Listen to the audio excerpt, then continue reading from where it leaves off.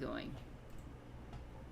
And welcome back to Oasis Valley Mysteries, a Monster of the Week game set in the town of Redemption, Arizona. Previously, our newly assembled group stumbled onto a new mystery and monster threat, tracking down a mysterious vampiric killer stalking the desert at night. Through diligent investigative work, interrogations of vampire bikers, encounters with the murderous Road King, and despite horrific condiment abuses, they were able to track down this killer and its creator. A ghastly collection of stolen hearts, commanded by a monstrous cursed heart, ravenous and Ah, deadly, was discovered and quickly dispatched through the group's teamwork. yeah, it was Not pretty far fucked away, up. they discovered the hidden lab where the ravenous heart was created by the scientist Dr. Eliza Apostle, a former researcher of pluripotent before she seemingly went rogue. Taken into pluripotent custody, the mystery came to a close with both monster and creator neutralized. We begin tonight, over a week later. The moon is growing fuller as it creeps up from the horizon over the Chuparosa Mountains that make up the Oasis Valley, the night sky streaked with clouds passing across the stars on a gentle evening breeze. We see the lights of redemption twinkling in the distance, our focus shifting toward the wash of car and motorcycle headlights splashed across hard dirt and gravel. The sound of car radios drones faintly inside, muffled guitar sounds quickly overwhelmed first by angered shouts, followed shortly by a barrage of gunfire. Screams mix with the snapping and bark of guns before they are silenced and replaced with twisted laughter filling the air. Not far from this sudden outburst of violence, we see the shape of a person staggering into the darkness of the desert, clutching at a wound in their stomach as blood drips into the hard, dry dirt. There is taunting shouting from behind as they are pursued lazily by their attackers. Oops. The injured person stumbles several times, leaving smears of blood in their footprints as they try desperately to escape. They grit their teeth and push through the pain, focusing on their anger before a single gunshot rings out and the world tips around them as their back blossoms in sudden intense pain. We see blood soaked fingers dig into the dirt and rocks, pulling themselves further and further even as the taunting grows closer. A bloodied hand reached out, grasping at rough dead wood, trying to crawl even a few more inches before they could move no more and they collapsed. The taunting voice scoffs and turns away from their victim, not noticing a faint flicker of fire, no bigger than a candle flame, suddenly burst from this blood streaked wood. The calm evening air suddenly grows fierce as sharp winds begin whipping up sand and dust into the air. An unexpected sandstorm forms, curling and raging around the site of bloodshed as dark clouds swarm above, the winds drowning out the alarmed voices of the killers. Obscured by the sand and dust, it would have been impossible to see more than a few feet in front of you, the headlights sending chaotic shadows lancing through the storm before they were suddenly extinguished. There is a flash of flame suddenly roiling in the storm before it solidifies into a concentrated inferno and seems to pounce on one of the killers, their screams ringing out quickly, followed by gunfire as chaos erupts in the shroud of sand and dust. And we are resuming sometime later with Winifred. Hello. Winifred, you are on the job, and as such, this means you are on one of your first incursions into the newly secured entrance area that you and your group have discovered. she's Uh, Good. she's she's looking for their friend that they made, while also making sure that she's not looking like she's looking for things.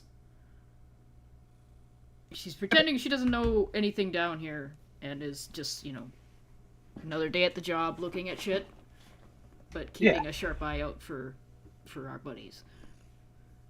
and at the moment you've been assigned since you were one of the you were basically the first deep ranger to establish this area.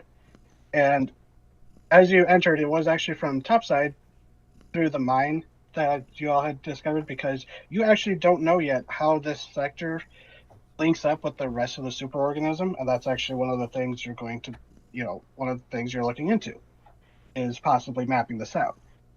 But the entrance has been sealed off. There's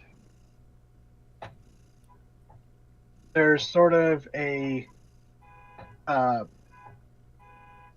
sort of like an airlock situation where it's sealed off, but you pass through no problem and down the slope. But down at the bottom, you actually see, and these are fairly common as you've seen, a small little outpost made out of osteocrete. Okay. A little, Who's basically like a concrete bunker made out of, actually, just for fun, do a sharp, I guess. Sharp. Okay. Well, okay. Oh, you actually, I mean, you would know this. You work for this company, and you would have to deal with this stuff. Well, not bad. That was a 9. And Okay, also, that's good enough. you gave me a immediate experience point, so Yeah. Well, osteocrete, you would know, is a material developed by pluripotent that is a concrete type composite for building materials, but it is made using the literal bone of the superorganism because since it is made from materials of the superorganism, manages to avoid the autoimmune and digestive processes that external materials seem to fall victim to rather rapidly. So it just looks like a big, almost gray box that just kind of plopped down by the entrance. it would make And sense to make something out of the bones so it can't digest itself. yeah. yeah, and like a lot of the things, it's like there's like bone staples that are used to pull back and secure pieces of the flesh that are carved into. Since metal staples will just get corroded. Good idea. You kind of check in there, like there hasn't really been any expansion beyond that area. Like they've set up a few sonic fences on the osteocrete platforms. So it's supposed to keep most things out and scares away most chupacabras because it sends a frequency that irritates them. But you've been going out, and it's much like you saw it, and it's very similar to other areas you've been in. It's this harsh area just full of this superorganism ecosystem that's evolved inside it. But let's see, what would I have you roll? You don't read a bad situation because you are technically in a dangerous new area that you have not explored yet.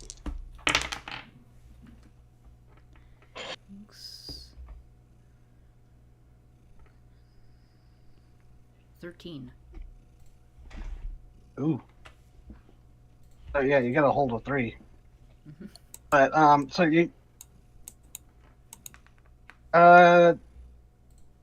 there's the standard array: best way in, best way out, dangers you haven't noticed, biggest threat, most vulnerable, best way to protect the victims, or since it's not really a combat situation or something like that, you can, if you have a different type of question, feel free. Well, the best way out would be a good question to know from this spot because if something comes charging up. You have progressed kind of following that underground river that this tunnel sort of sequence twists and winds through following. Mm-hmm. And like you've lost sight of the little base camp. But as far as you can tell, you have been putting down little markers that thanks to your vampiric senses you are able to see even if light goes out. Mm-hmm. Because they're also like because down in the superorganism everything is kind of warm, body temperature or higher. heat, it's hard to kind of see by heat. So these things are actually super cooled. So you're actually seeing these little black dots in your thermal vision rather than the glow of the radiant body heat of the superorganism. And you have like a little breadcrumb trail that you can follow back of those. Okay. Yeah, I'm just gonna hold the other two for now, just in case I get into Okay. a situation that needs an immediate answer. Okay. So you're following it along, and I will say that with that good of a read about situation, just kind of passive observation stuff, you don't see Thundar or the other Shirandra that you encountered and freed. Wait, And, no, she was already freed.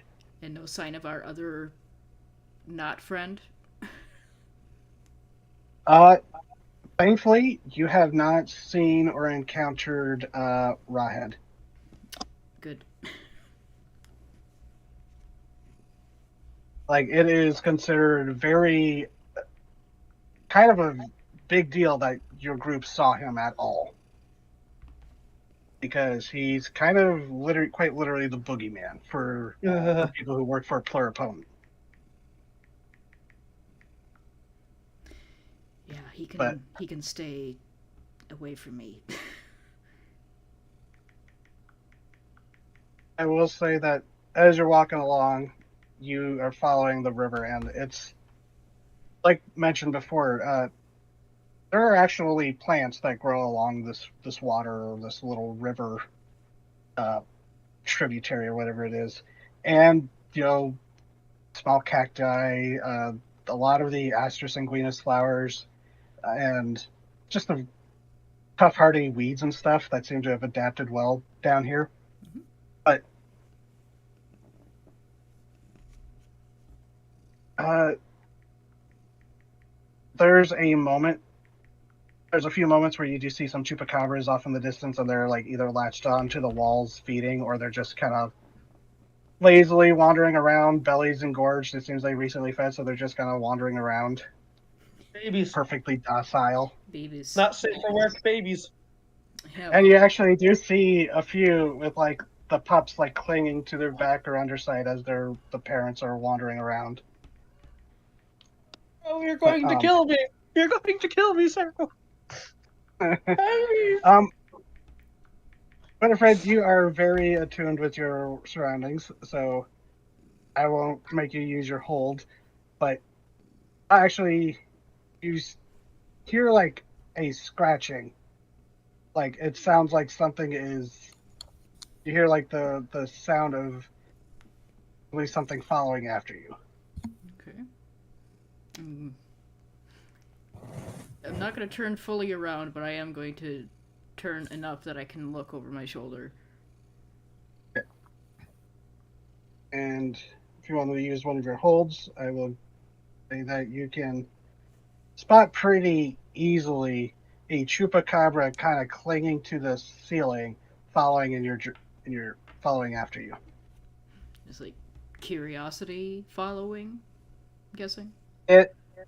It seems that it's like it's tracking you specifically, and like now that you're paying attention, you can like once you focus, you can hear their like the pulsing chirps of the echolocation as it's like hitting you, and you kind of feel it more than hear it. Okay. Do I see any other of my coworkers? Like around? At the moment, no. You do know that there is like a few others that have taken different paths, but this is like the first time that you and other Deep Rangers have like gone and started exploring this. Okay. They wanted to secure a base camp little area first and make sure they capped it off so no other chupacabras or critters escape. Well, I will move a little bit further, make sure it's actually following me, and it's not just going the same way I am, just to make sure it's not a fluke, I suppose. Okay. Yeah, and you take a turn and kind of cross over a few streams that split off of the river. And yeah, it turns to keep following you. Mm-hmm. All right, too hot for YouTube.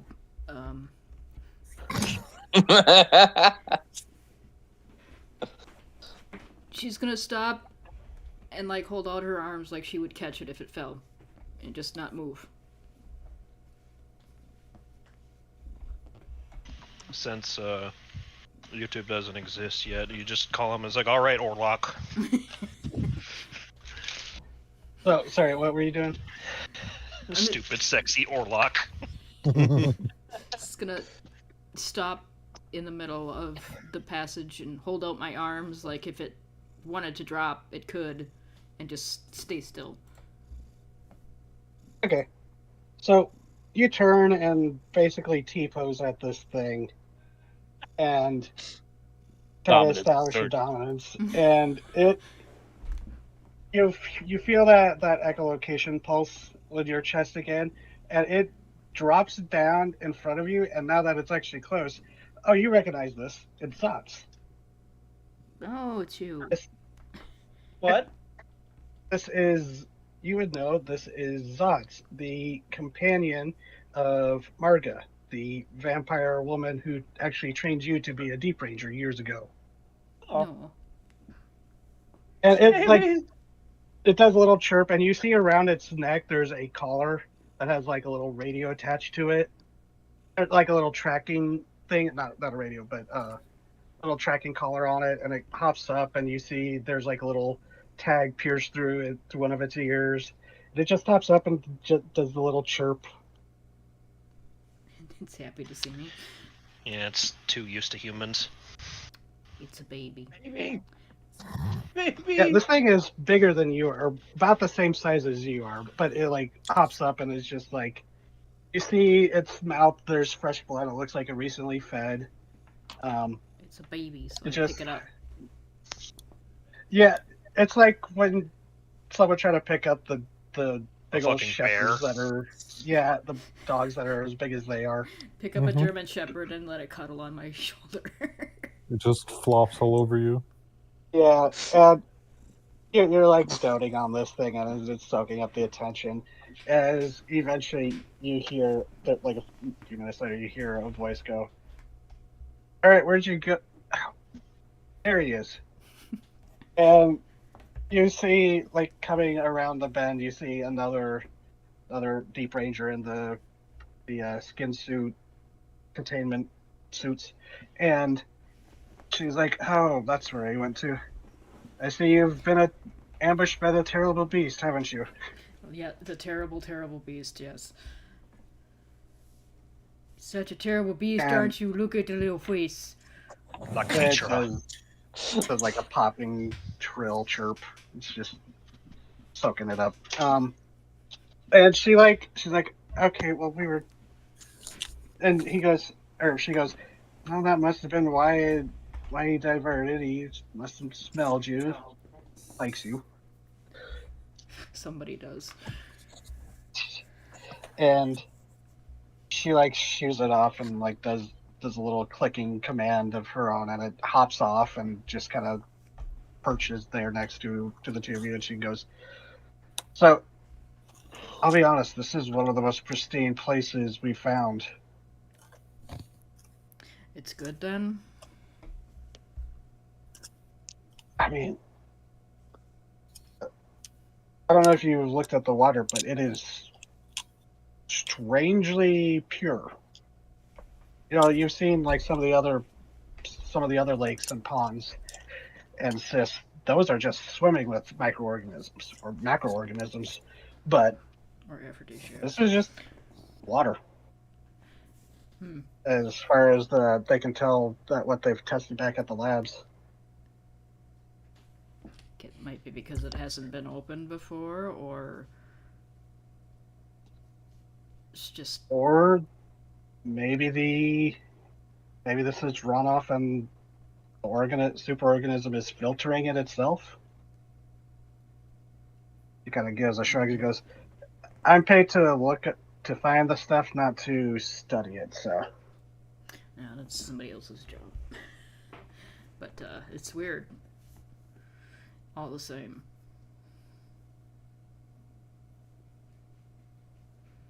and she goes, haven't seen any of your. Wait, did she? I can't remember. Did Winifred mention that she encountered a Siranja? I know that that you said that she was going to hold back that they were intelligent. Yeah, I think we mentioned that we saw them, but not that they were smart. Okay. She goes, well, haven't seen any of those troglodyles that you mentioned. But I have seen plenty of scorpionites. Watch your step around the river. Yeah, that is. Like most things, as long as you don't take them out of here, they're not too bad. True, but those things will still take an opportunistic snip at your ankles if you get too close. If they're hungry and Troglodytes I'm not so worried about, though.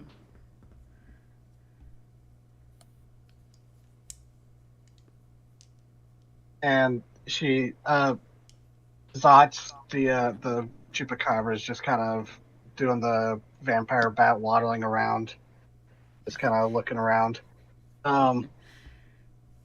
She goes, well, keep it up. Don't get too far if this thing is weirdly twisty. Like, I noticed this river, it actually splits up and conjoins on itself multiple times. So, careful not to get turned around too much, but we're gonna go back the way we were going. Like, goodbye, Zots. And Zots, goes up and bumps your hand with their giant predatory head. Baby. Baby!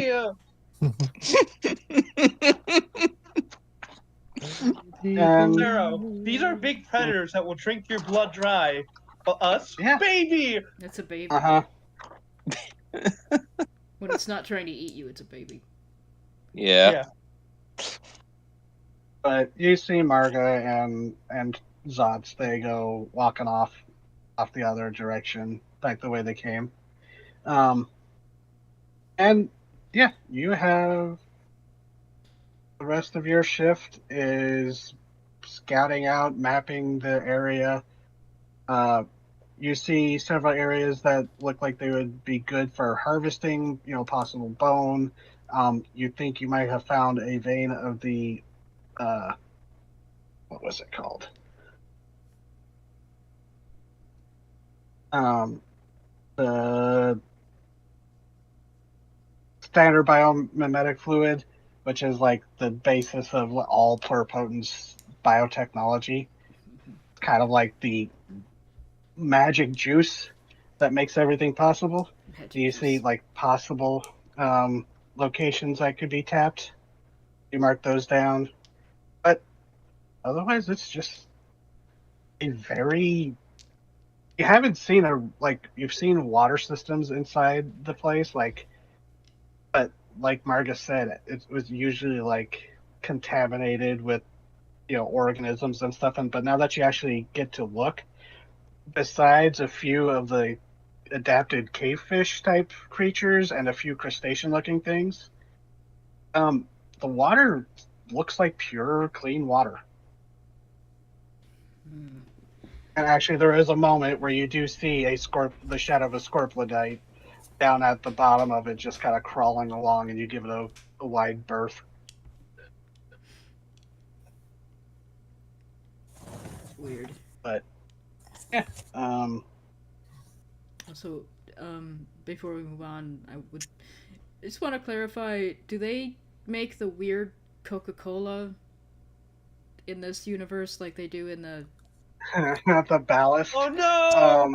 I don't think so. I don't think we have an erotic association. We don't have a No, there's the amniotic ballast is not a thing. Alright, that's one better thing in this universe. Yeah. That's fucked up, man. Yeah, literal aphrodisiac stuff that mutates you. Hey. Okay, so she's just gonna wander around and make her map and finish out her shift. Okay. And I'll say that, this has been at night. You do the night shift, obviously. Oh, yeah. But, although down here it doesn't really matter much, since there's no sun that can reach. This is where the sun don't shine. But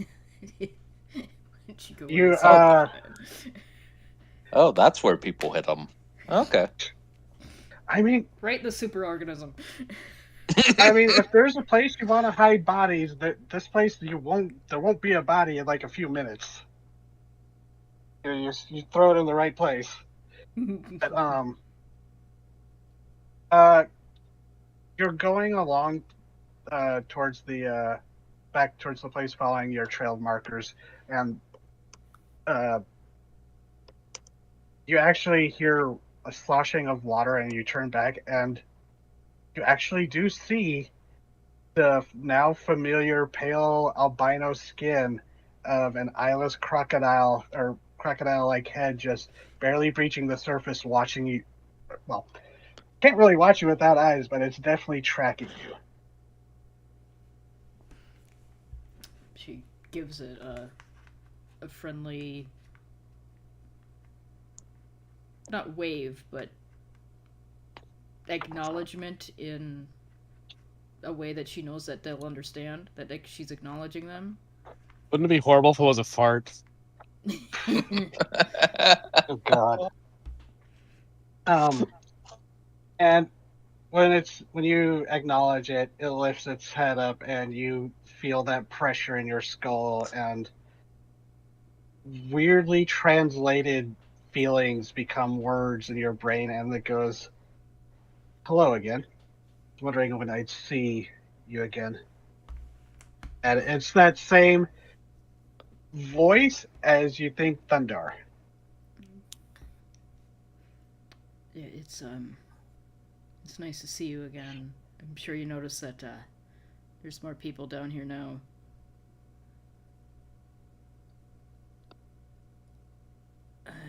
They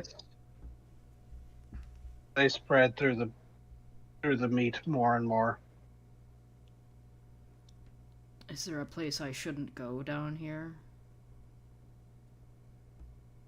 If it is one of our places, we will make it known not to go there.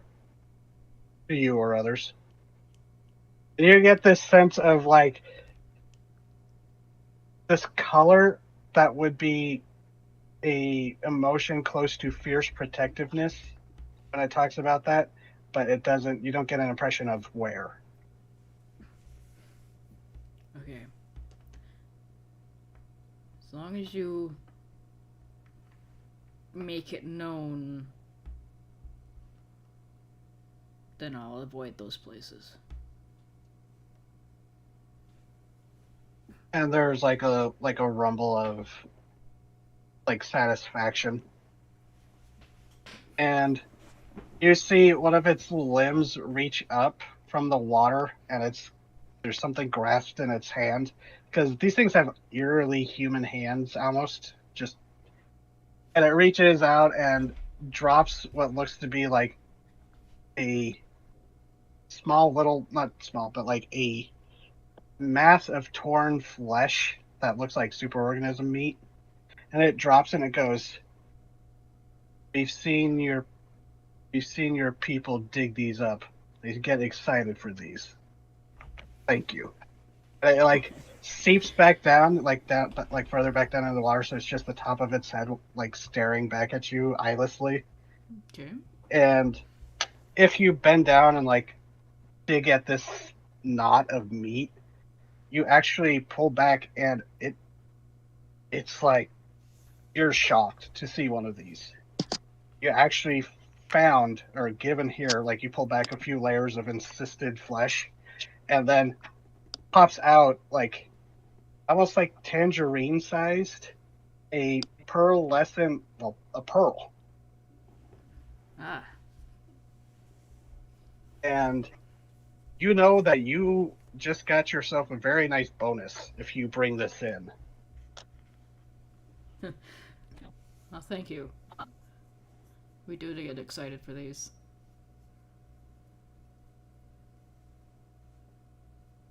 Jesus, Daisy, how do you make these so fast?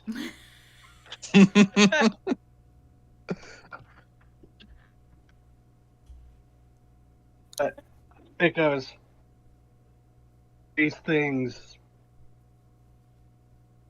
help us think. There's like an uncertainty, but it goes. But we've seen how your people enjoy finding these, make lots of noise, and yeah, it's rare that you see one this big. Hmm. They're normally like smaller size, like pebble or like smaller or like strawberry sized for the big ones. This is a real good find. So they help you think? And there's this like sense of like almost like frustration where it's just like not at you but more like I don't know how to explain it kind of vibe, at least from them. And uh they go, mother says we can only speak while in the meat, and having walked topside, that is true. And then you just see like lifting out of the waters, it shrugs, which it seems to have copied the motion from watching the group. Huh. Okay.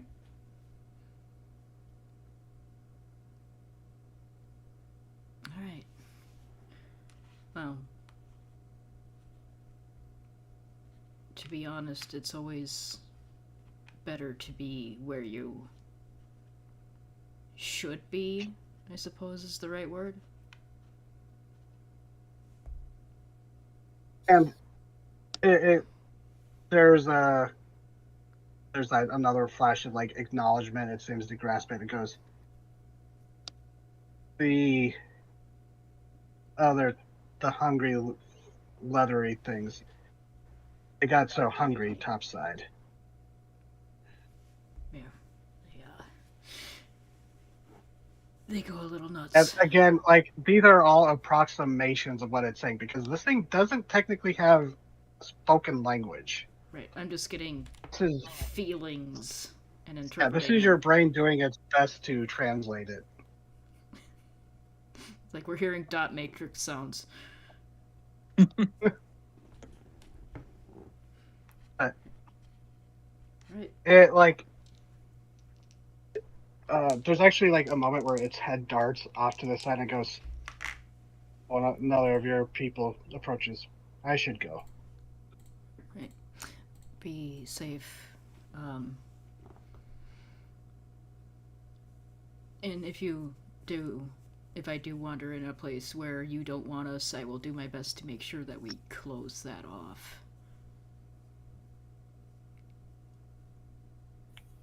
Appreciation. Alright.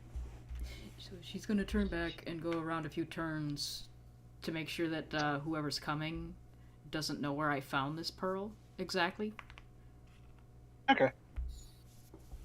And yeah, like that discarded piece of like really fresh meat is already, you see like some of the creatures that scurry around, they're already having at it because like one of the traits about the superorganism is there are the exposed muscles, like what you've been walking on, but it is very tough, and things actually have to break through it or slice through it because it forms a very tough layer.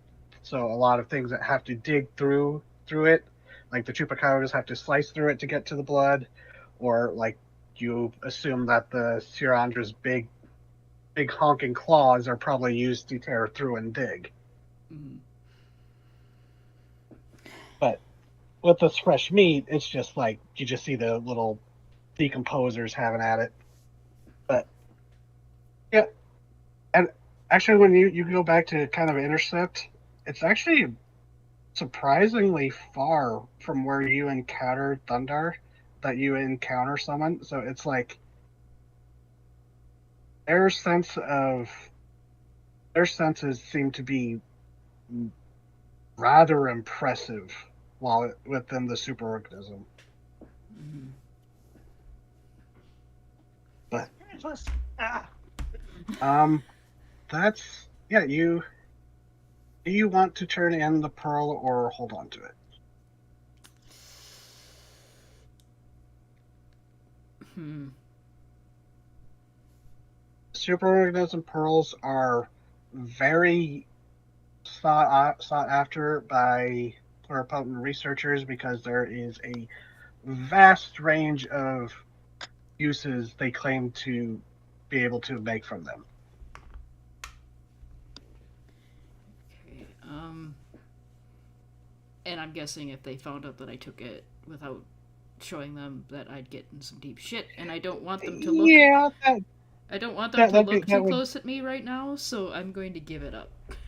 technically it's frowned upon to smuggle materials out of the superorganism. Yeah, So yeah, you go and meet Marga at the little base camp, and she's just shocked to see that, and she's like, "Whoa, well, you're definitely going to be getting a bonus." She's just like, "I haven't seen one that big in ages." Yep, found it down there around one of the bends. Somebody must have ripped it out of the ground because they were eating it real quick. That happens sometimes. We'll find something's been digging, and they'll just tear it up and toss it aside without realizing what they just dug right past. Good find. And so yeah, Winifred, you just got a very nice reward for helping your crocodilian friend. Good. It was nice of them. So we are now shifting to Hanzo. Hello. Hanzo, it is about, I'll just say it's like 11 a.m. You didn't like see any, you didn't have any messages telling you to come in today, so you were just kind of, what would Hanzo do on a day off? I have asked this before. Yeah, I think I've touched upon it before, but it's been a while. So Hanzo mostly keeps to himself when he's not on the clock. Currently, he is just watching TV on the couch, somewhat in the dark. Okay, so Are you wearing you're watching. sunglasses? He is not wearing sunglasses. He's not that kind of person. I had to Nope. ask. Middle Though if he knows he's going to fall asleep while watching TV, he might put the sunglasses on as an impromptu sleep mask. Valid. Oh, you're watching TV and your phone rings, and it's Dara, you know, your boss. Mhm. Oh, excuse me. And he goes, Hanzo, sorry to interrupt if you were up to anything, but got kind of a situation I could use someone on the location for. I'm always on the call, sir. Excellent. Seems that something of a small little massacre happened out in the desert that I need you to go and represent Pluripotent for. Once you get there, you'll understand why. Very well. And he gives you the location, and it's not too far of a drive out of town, but it's off, it's off to the like southeast-ish. Kind of, yeah. You would have to pass by the preserve to get towards it, where you need to go. All right. But yeah, you get ready and you can go.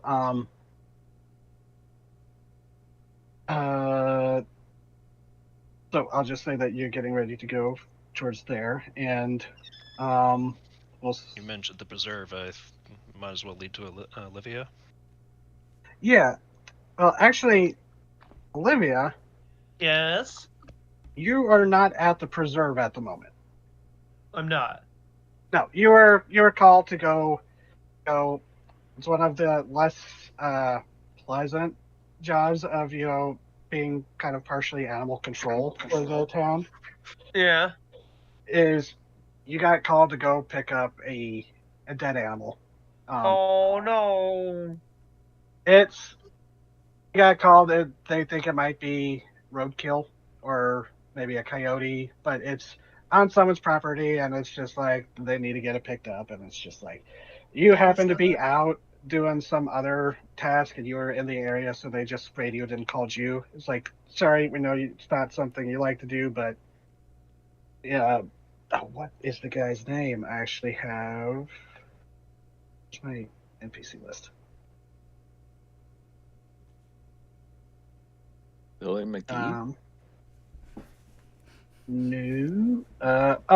Walter Fernandez. He's kind of you've heard the name many times before, and he's kind of got like something of an antagonistic relationship with Preserve and Pluripotent, but he's kind of like the sort of the head of the farmers of Oasis Valley, and there's apparently a dead javelina they need picked up off of his property. A dead what? Javelina, peccary, the desert pigs. I've never heard of those. Um, find a good picture of them, but they're not related to boars, but they look superficially like them. Okay. Yeah, it's I'll pull up the Yeah. image. something like that. They're all over the place here. Okay. Um, Big they're- pig. yeah, they basically fill the pig niche in deserts, especially in the Southwest here. But they're all over the place. You get them like running through the preserve sometimes, or they're a known menace for farms because they go in, eat their crops. Or one of the things they really like is prickly pear cactus. They don't care about the thorns, and they just go up and eat them. And there's actually prickly pear farmers that get really pissed off about them. But yeah, you drove your truck over there, and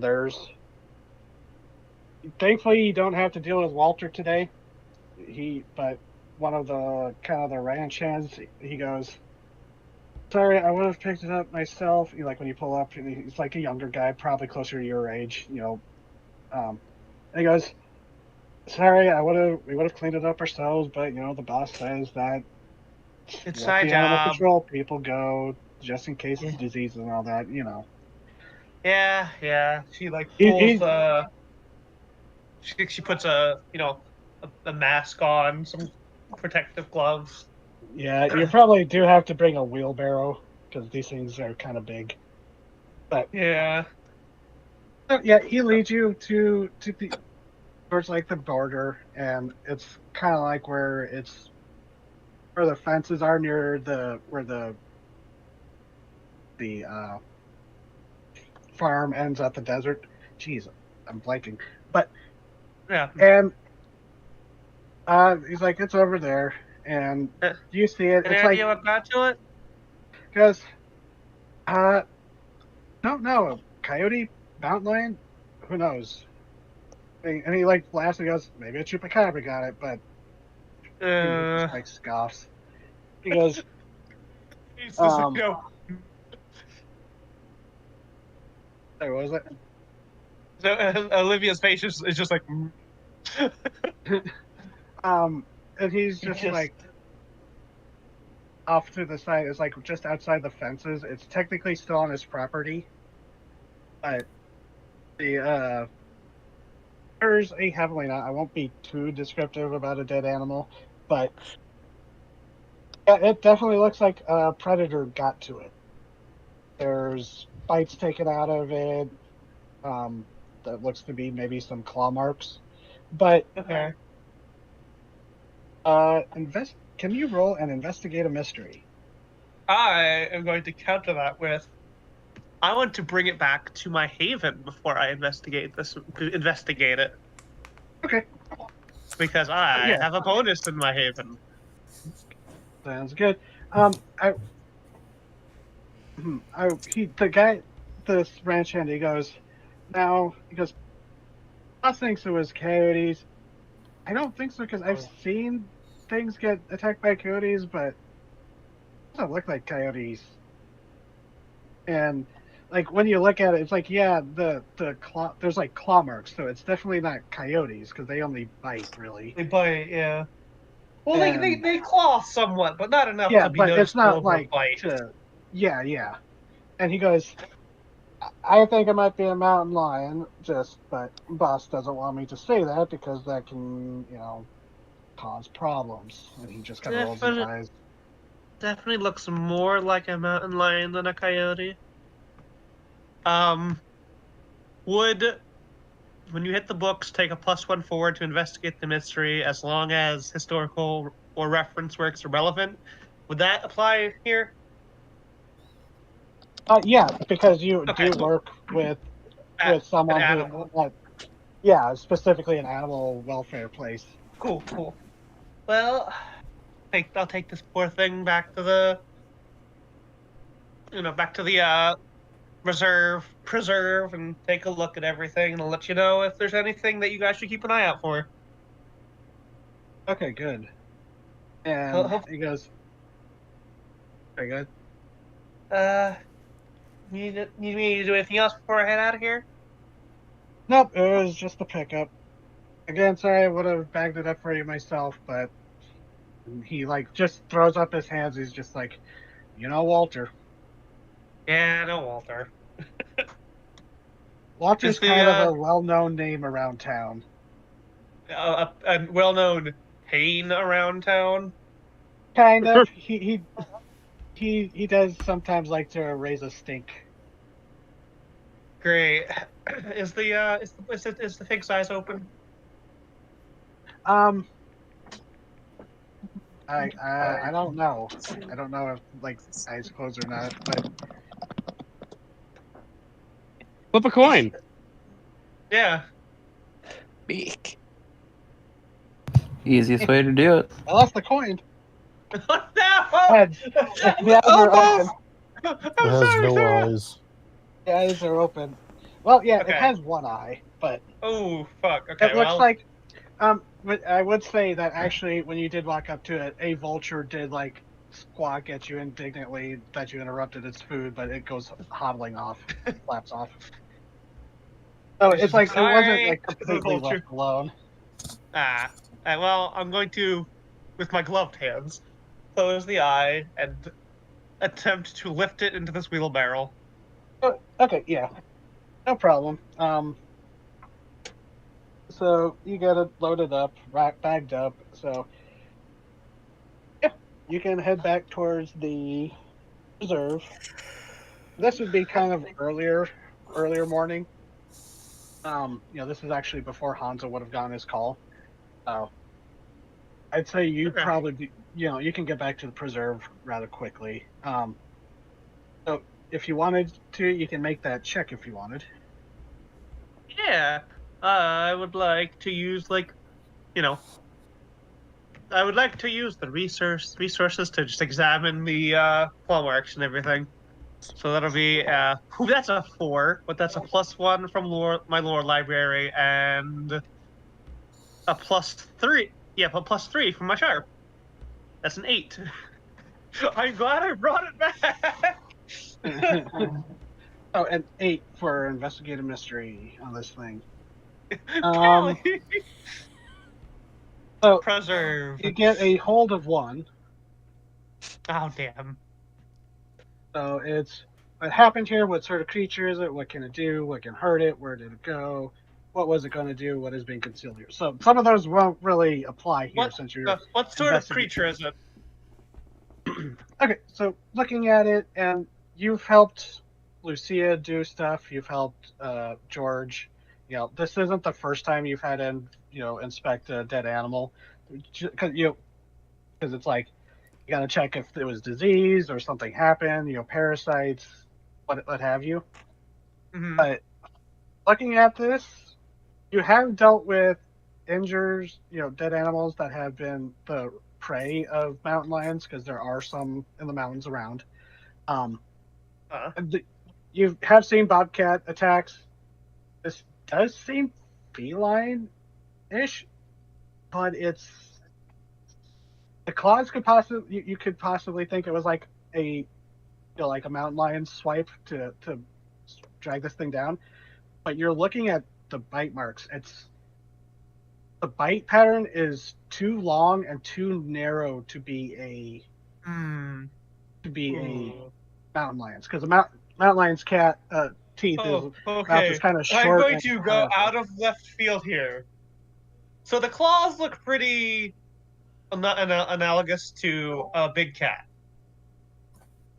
but the Essentially, yeah. bite marks are longer. Has their preserve brought back saber-toothed tigers? No, Okay. Not no, they have officially. not. The preserve has it. Dun, dun, dun. Oh But god. no. Um, yeah, no. This is definitely not. Okay. Okay. There's no giant tusk marks, Okay. but it does look like something similar to a mountain lion would do. It does look like the thing was killed with a bite to the neck. The bite crushed its neck, essentially. Uh-huh.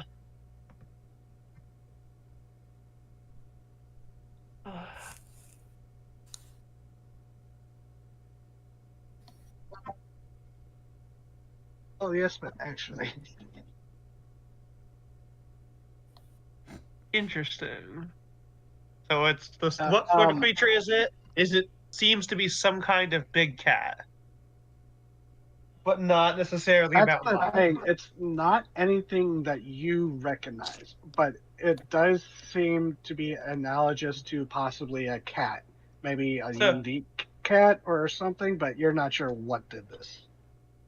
oh god, what's my boss's name again? Dr. Lucia. Thank you. Hey Doc. Hmm. And she like kind of walks in from where she was working in her office doing paperwork. Hey, I got this. Well, Walter called about a dead animal, and I found one of these. But there's something weird about it. The claw marks seem about the right size for something like a mountain lion, but these teeth, these bite marks And are definitely not and the let me take a look. same. And she goes in and starts investigating, and you like point out the stuff, and she goes, Yeah. "Oh, clearly, seems that some vultures had a breakfast, but yeah, this is odd. I don't recognize the bite pattern. Right? It doesn't. Definitely some kind of claws hooked into the flesh here and tore a bit as it struggled, but Which similar to a seem cat very pounce. cat-like. Yes, but this bite pattern is It doesn't bizarre. look like a mountain lion. At least none that I've seen. Yeah, and she's like, wait a second. And she like takes a glove and forceps, and she like works into the wound and pops out a little, like a chipped tooth, like a Oh. fragment of a tooth. As she like holds it up, she's like, oh, Oh. well, it's broken, but Can I hold on to that? I was gonna take a look at it in a lab. But if you want to hold on to it, How long did that take, you think? rest of the day at the most. I mean, she just kind of shrugs. She goes, she like holding it up in the forceps. She's just like, it's Well, I've got a friend who might be able to take a look at it. oh. Whew. She seems curious. a friend who owes me an explanation. Oh, mysterious. Yeah. And she goes over and like washes it off and then puts it in a little specimen jar, like little plastic jar thing. And she's like, well, if they don't have answers, bring it back and we'll see what we can find. And Absolutely. Well, there might be another tooth inside the body, so yeah, I'll have you know, Buddy take a look. you know how to get a hold of me if you find it. But I will still bring this one back. And geez, the superorganism background there, DZ, is gnarly. Ooh, that's rad. All right. Thanks, boss. So I was about to say I opened my cell phone, but we don't have those. that's actually kind of why we're in the early 90s. There are cell phones, but they are shit. Yeah. They are classified as blunt object weapons. At least they don't break. Yeah. Yeah. I'll have to pick one up eventually. They'll break you. I mean, Eggman destroyed Frieza with a Nokia. Is there anything else? Is there anything you need from me before I head out? He goes, oh, I was just gonna see, how you been feeling after that incident with the? She makes her like fingers wiggle. The worm. Olivia winces. Well, you know, I've had a lovely tune of heartbeats to my dreams the past couple of days, but yeah, I bet what you told me of that thing was the worst thing I've ever seen. And like it's like one of the few times you hear her like swear as she goes, that was kind of fucked up what you described. Yeah, kind of fucked up.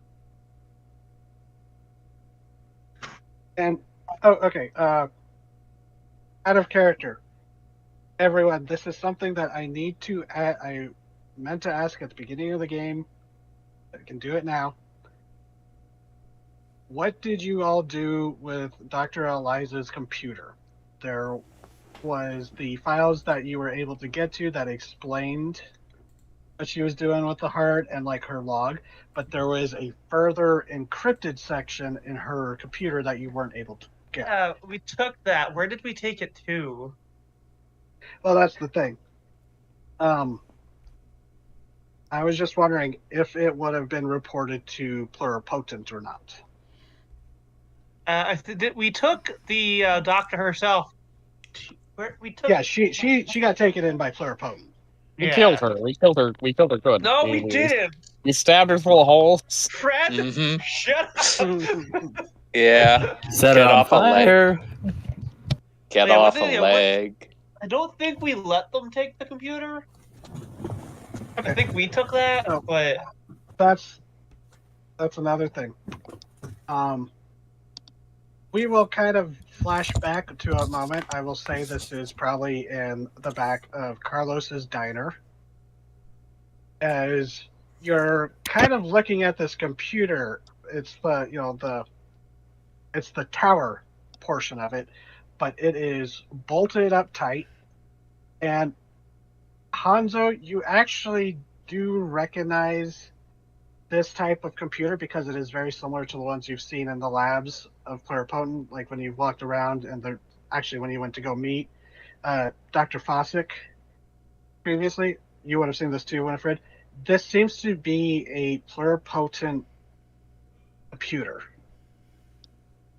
Pluripotent brand computer, and you would know these. It might be one of the neurosynth computers, where it is. Ooh. Where it has biotech derived from superorganism materials, but that are kind of a proprietary thing and supposedly unhackable. Although, Hanzo, you would know that from your job as Pluripotent security, that claim is not 100% true. There have been instances of hackers being able to break in. break into it. Are we all here right in this flashback? Yes, this Okay. this is like post the heart thing, like that night after you've all gone back to Carlos's for a nightcap in recovery. All right. I don't Still want dark and it. spooky. I have no idea what the fuck it is. I mean, it would be nice to have a personal computer, but No, What the Not fuck's this a one. computer? not this one, friend. They You might know bust what a down your computer is, door. Tommy. You're not that much of a vagrant. Hanzo. Does he? Katie first. Synth. Legit, like, this is sort of humor, but it's also what. I actually don't know if Tommy would, even just like he's on the move and whatnot. You've probably heard of a computer and know it's a thing because you've We probably are used the in the advertisements 90s. to keep yourself warm. you've watched Like, Batman 66. You know a computer is a giant room-sized device that spits Yeah, out like- a tiny little fortune cookie message. We're in the True. 90s, not the 70s or 80s. True. Most people know what a computer is, but most, Counterpoint. Tommy is a weird little freak. Yeah, but he's a weird little freak that goes down the highways, and I remember seeing gigantic billboards for those colorful ass Apple computers everywhere. Oh yeah, Ah, Yeah. okay. but yeah, Tommy, you're probably used to seeing like the Commodore 64. Mm-hmm. Damn, dude. Are we old? I mean, it's like the only computer that I remember that came from the 80s. So Yeah. I like to think Tommy is of indeterminate age. He's incredibly Yeah. weathered. I think that we actually established that. He actually may be fairly young, but he's got a lot of mileage. Mm-hmm. he Yeah. has a lot of mileage. Here's what apparently this is what a Commodore 64 looks like. That was top of the line shit. I want you to know that. They're all Worst floppy. case comes to worst, I'll clear off the space in storage and we can power it up and fuck with it later. Mm-hmm. Yeah, we definitely You gotta know, keep it has to somewhere. be powered for it to live.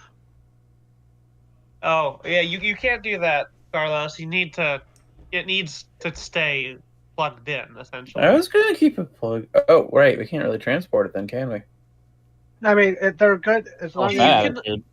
You can unplug has- it to move it around, but you can't leave Yeah. it unplugged. No, I was talking about leaving it plugged in, just tucking it somewhere and, getting to it when we get to it. I mean, I got the So- storage. I've got the storage space. I'll just keep it in the room above the gambling area so people don't go fucking with it. Gambling area? I turned one of my back rooms into the poker room. It's fine. Don't worry about it. Oh, okay. I mean, I don't care. I just didn't know. We're close Why- enough to Nevada. It doesn't matter. Why have you never invited me? We don't want to take your money. Greasy Spoon is a cover for a speakeasy. Wow. The Greasy Spoon is not a cover for Speakeasy. That is public slander. Just because I invite a few friends to play Slander is poker written. It's libel. on Tuesday nights, it's fine. And admittedly, I've only really just kind of started to get to know you. That's why I haven't invited you yet. Fair. Well, not everyone strolls into the diner. It's like, hey, you want to check out my definitely under the table operation? I mean, like that's how I know Winnie. It is. First, I should ask first. yeah. You a cop? No, the only person here Hanzo. who's a cop potentially is Hanzo, and Hanzo came once. Hanzo. Hanzo came once, everybody. Theoretically worse. I Damn it. Fuck off. Carlos likes Hanzo, the OTB, apparently. I mean, he only came once, though. No, stop! I the increasingly sad story Too hot of for Fred. YouTube. Yeah, we had a super comedy earlier. But I was going to say is, while he wouldn't exactly take offense, he wouldn't take offense at being called the cop. Is it? Depending on your point of view, I'm worse. I'm corpo. Ew. Yeah, Yeah, that's fair. Yeah, you're gross. I'm not particularly a fan of that, but Hanzo, you would be the one to know. Who can That break just make him into a more one of these? honest cop. No. No! I mean, he's more upfront about what he is. Wait, Hanzo is, yes, but a corporate person in general? No. Carlos. Yes. Sorry, what was the question? Oh, Yeah. I asked, you know who can bust into one of these? It's a pluripotent computer. You I'm work for tossing a pluripotent. bone. What? Oh, well, sorry. Go ahead, Hanzo.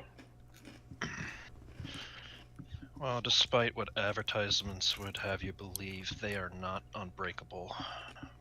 Didn't think Oh, so. However, the people who have access to these and are willing to break into the code are very few and far between. But Pluripotent typically keeps a short leash on its products like this. yeah, but There isn't a but. I don't know anybody. yeah, all right. Carlos. yes. I will say that because you run the restaurant and you know kind of the more fringe people of the town. When they start talking about a hacker, there is a name that comes to mind. There is a customer that you've had a few times. You've met her, and she's like, she said that she's done, computer work, that she says she works in IT, but she kind of slyly implied that she might be a hacker, just kind of not, yes, not quite outright saying it, but Gail Yu, a 20-something-year-old woman that comes in sometimes. Okay.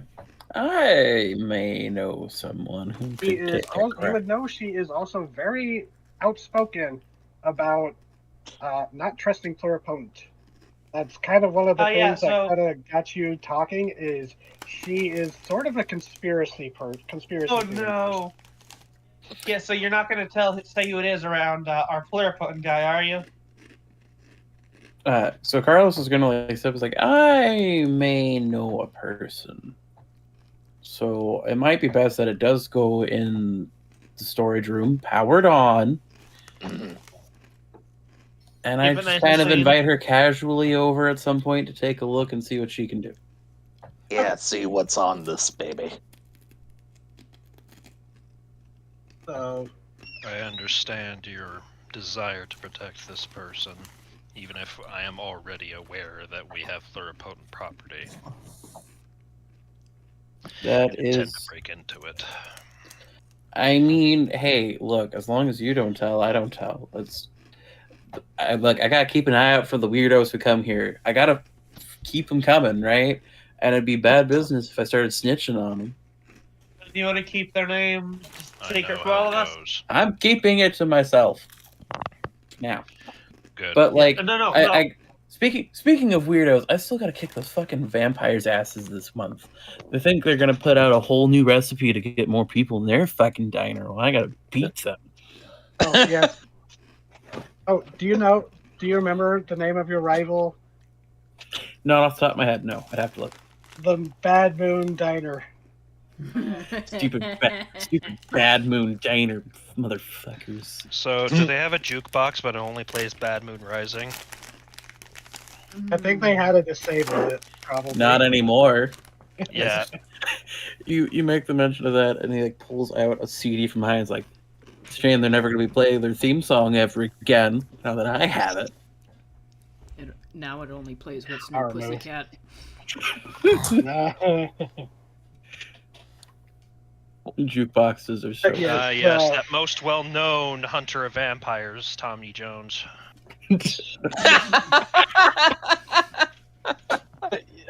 God.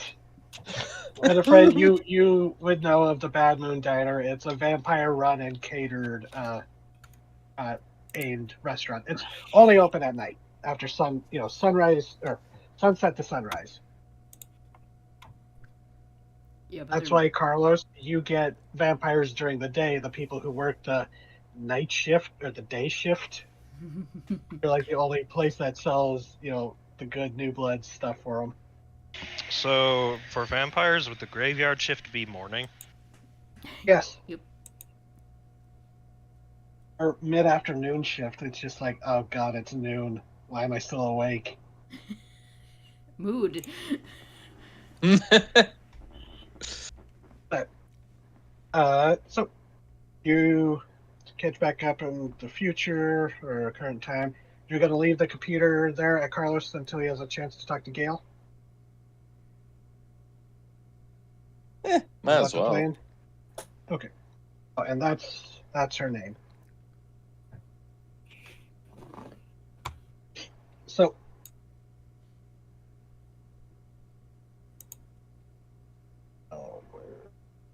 sorry, buffering.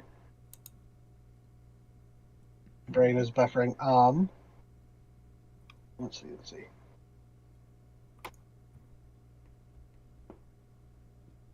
Okay. Who is I going to go to next?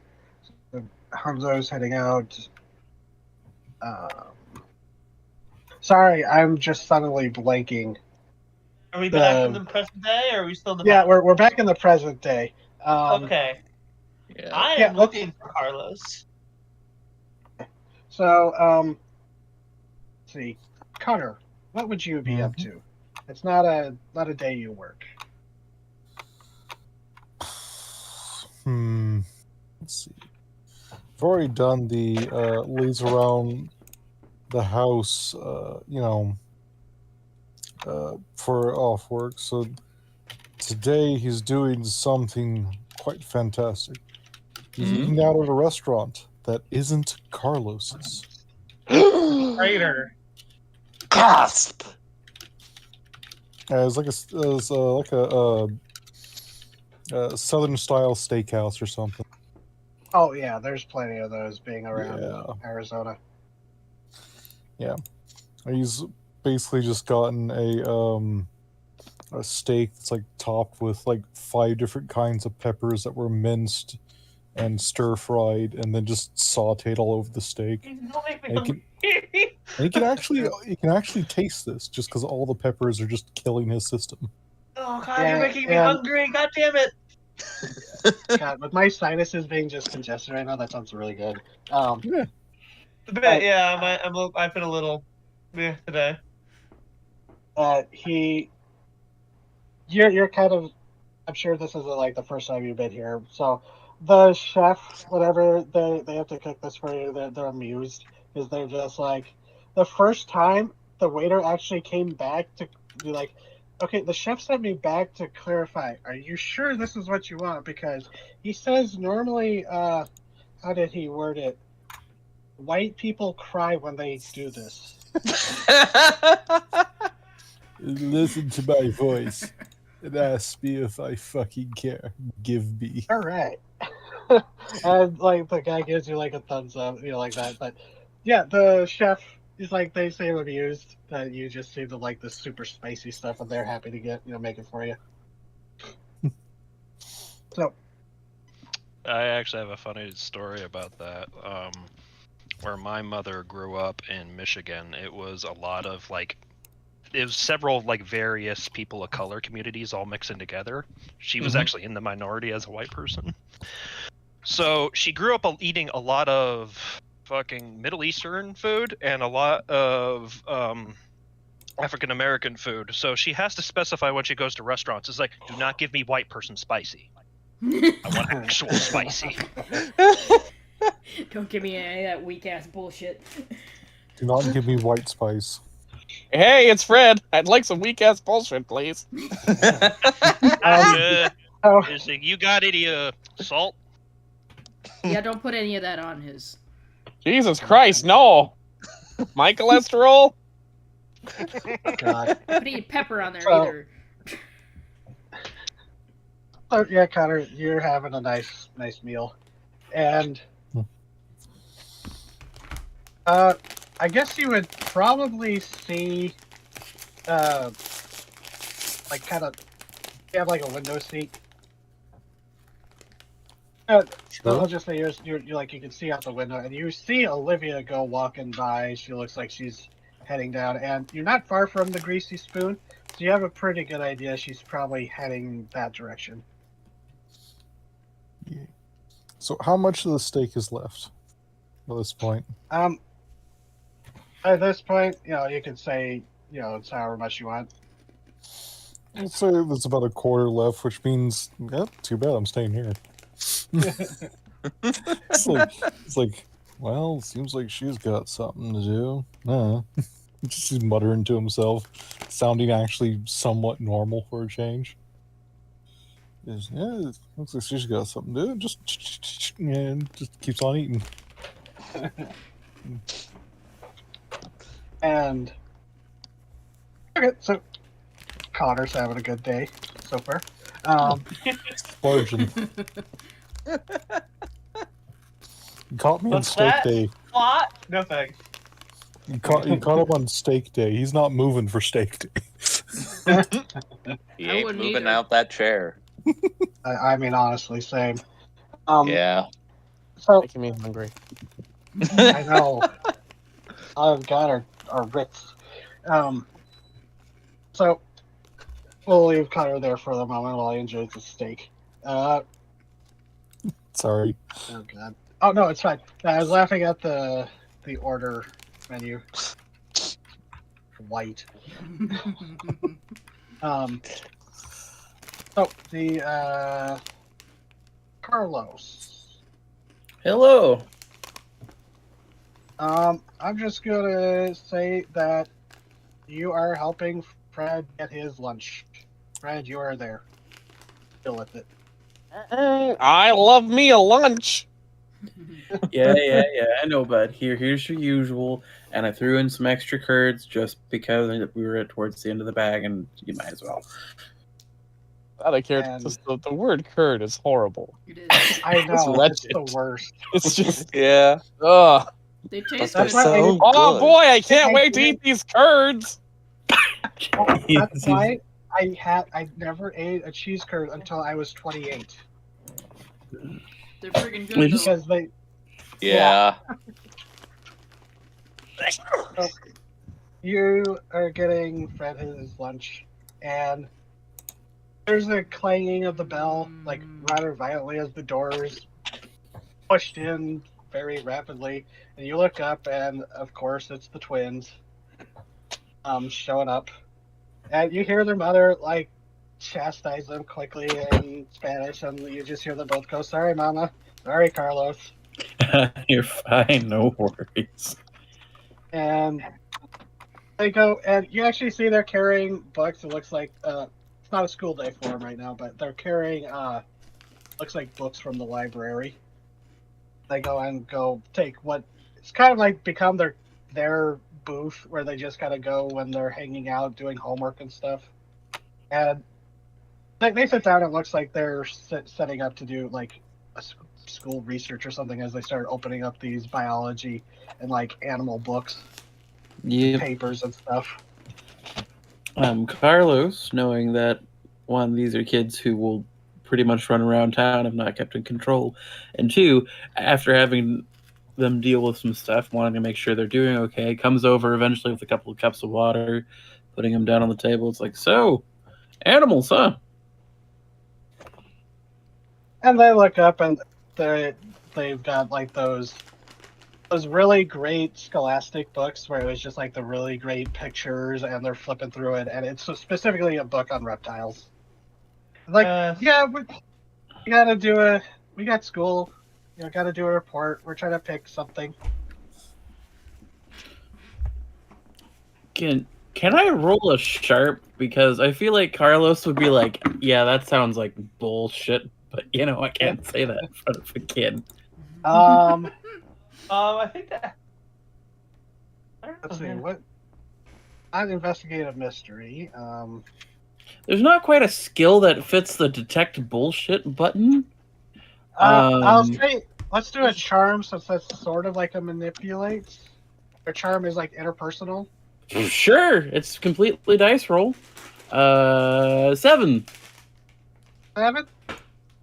Kind of get the feeling that it does look like they pulled out like some homework sheets. It looks like they seem more invested than you would expect for homework.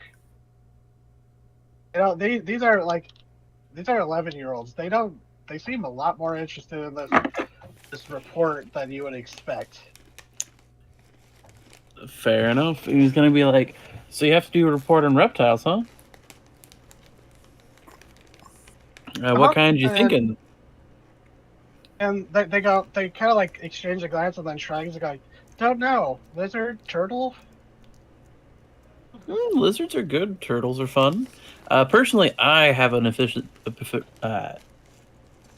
What's the word? Vanity? Preference. Affinity. That's the word. Yes, thank you. I have an affinity for snakes myself. Oh, There's a snakes. whole bunch of And fun. They go ahead. they're like, oh right, snakes, and they like write down. They're like making a list, and they go, oh, and there was also they kind of lower their voice, kind of glancing at where their mom's like refilling Fred's coffee or his drink, and they go, there's also the crocodile monster that we saw with Fred. Carlos is gonna have a good smile, and he's gonna lean in a little bit. He's like, "Oh, you mean Thundar? You gotta meet Thundar. He's a nice guy, ain't he?" Thunder, like the cartoon her uncle likes. Sorta. Not the same thing quite. It's the name he has. Big, giant, crocodile-looking guy, no eyes. Wait, you know him? You spoke to him? And they just like are suddenly enraptured. Yeah. So you remember the really big, tall dude who comes in here once in a while, orders like the most American-sounding burger, and then like straight stone face, says nothing, eats the burger, looks at me, says 2 words, and leaves. Have you seen him? Hanzo. Oh, Hanzo. Yeah, I think so. They like kind of. It's usually after your mom's shift ends, but I know sometimes you guys come back on in, or when she's doing her evening stuff. So I don't know if they've met Hanzo yet. this is the hey, have you seen this guy? He's like, yeah. So he asked me to come out and help him do some work, because I do a little bit of fun stuff on the side. I gotta have some hobbies outside of the ride and the restaurant. Yeah, and I got a chance to meet up with him, and I accidentally looked at him and went, that looks like a Thundar, and the nickname kind of stuck. He's back home where he needs to be. So. Oh, they both kind of like exchange glances and then like look down at the ground. Yeah, there's like and Carlos is like tapping on the table when he says that. He's like, he's back home where he needs to be. Oh, neat. But if you're wanting to do a good report on reptile and want to do a little bit of Thundar-based style stuff, I would recommend a couple of crocodiles myself. Personally, I'm a good fan of Nile crocodiles. Really nice pattern boys, good fellas. But alligators are also really cool too. And you see Rio, the girl, she's like writing all these down in the list. Now, if you need some good snakes, hold on. I think I got something. And he reaches into a pocket, and he pulls out a little brochure that he carries in his pocket because he's still, hey, I'm a tourist trap guy. I pass out tourist things if people ask. But he pulls out from one of those pockets a little field guide on reptiles native to the Redemption Valley. And he's like, this might help you out, too, for some more local guys that, the teachers and professors might be really more impressed with. Oh, and Manny, the boy, he reaches out and takes it. And he's like, they both start, like, leaning in and start flipping through it. And Rio, she grins. She's like, oh, this is perfect. Thank you. Hey, not a problem. Just make sure you two don't go poking into too much trouble in the future. You know what I mean? And it's in sync, in unison, the good old twin just Yeah. Just the same inflection at the same time. It's like not too much. Alrighty, I gotta go make sure your mom's not gonna stab me in the back for talking to you instead of actually helping. Hey Fred, Yeah. do you need any refills? Yeah, I could use another Coke or Pepsi, whichever is served at this establishment. Both, because I'm not a bastard. And you'll go and get Coke. Wait, you sell both? I You sell sell both? How the fuck did you? How much are you paying out the ass to sell both Coke and Pepsi products? He just You doesn't know, tell As them. he's saying. He just doesn't tell them. It's like the You bar know- I worked for. You They just, gotta get it from somewhere. it's like the You bar I know- worked for. You just go get it from Walmart and settle it at an upcharge. Yeah, there you go. Mhm. Yeah. He'll go to these soda fountains and he's like, so, fun story. I accidentally once got the Coke and Pepsi guys into a turf war just after I acquired the restaurant because I'm like, I want to get a soda thing. And they both somehow were like, oh, we've got one just in stock for you. And both of their trucks pulled up and came to, put their thing in, and they started. It got kind of messy. The truck drivers were nearly fist fighting in the parking lot. I've never seen a man in a business suit try to bash another person's head in with a suitcase before. That was interesting. But in terms of what happened eventually is that I nearly had to file a lawsuit against both of them because they broke too many windows. And now I have both. And they come in very apologetically and make sure I get what I need.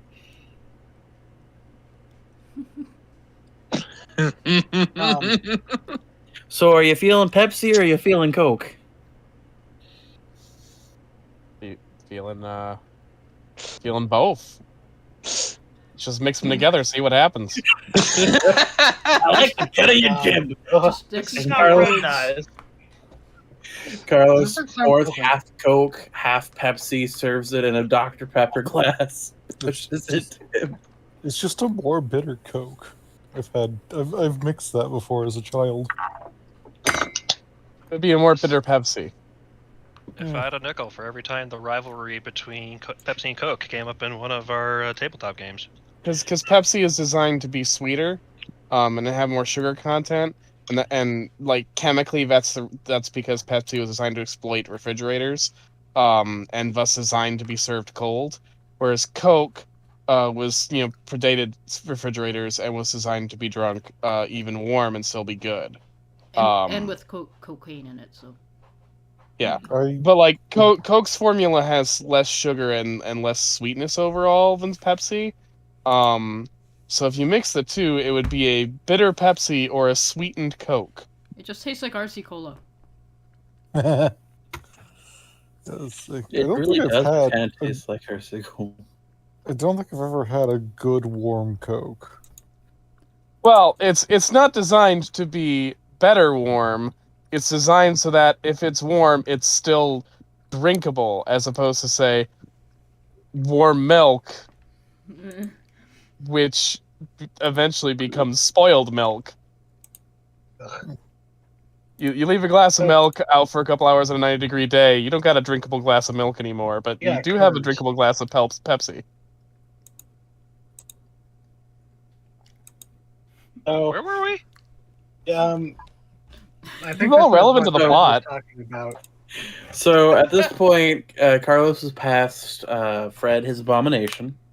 This is not the first time he's asked for this, and nor will it be the last. No, it definitely won't. And he kind of like, anything else I can get you, Fred? Better job. I don't got one of those, unfortunately. Yeah, I know. Like right now, I don't get enough tourism for the ride to have someone staffed there full time.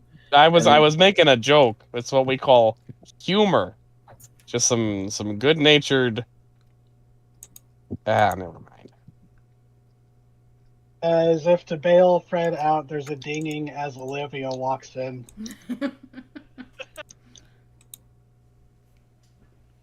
He comes in, just gives You a see glance Carlos around. and Fred talking. Hey, You see the twins off in the corner, poring over this little book and writing down something on paper, and you see Carlos and Fred talking. There's a few other scattered customers. okay. Anyone of note besides the twins and Fred? Not anyone you would really recognize, like on a first name basis. It's just people you've seen Okay. around town. Well, I'm gonna head towards the counter. Hey, Fred, Carlos. No, hey there, Olivia. Pulls up the stool next to Fred. Well, you dealing with any more chupacabras? Chupacabra. Speaking of, do you add that to the menu yet? I mean, it's been a few weeks. What? Chupacabra. Chupacabra. Chupacabra. Yeah. Oh yeah. Oh yeah. Did you add that to your menu, Carlos? Yes, I did. Hold on a second. And he goes down around the kitchen counter.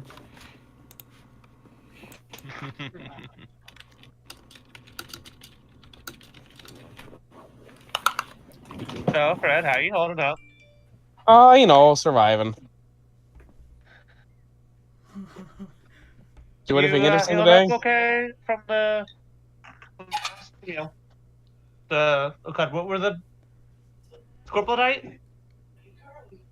Yeah, I'm just peachy. I mean, it hurt you pretty bad. I just, worried about you. Yeah, well. Luckily, the old insurance covered a portion of the bill, so. Hey, you do not have... Fred, if you ever get hurt like that again, you don't need to go to the hospital. I feel like that's literally the opposite of what's true. Wait. No.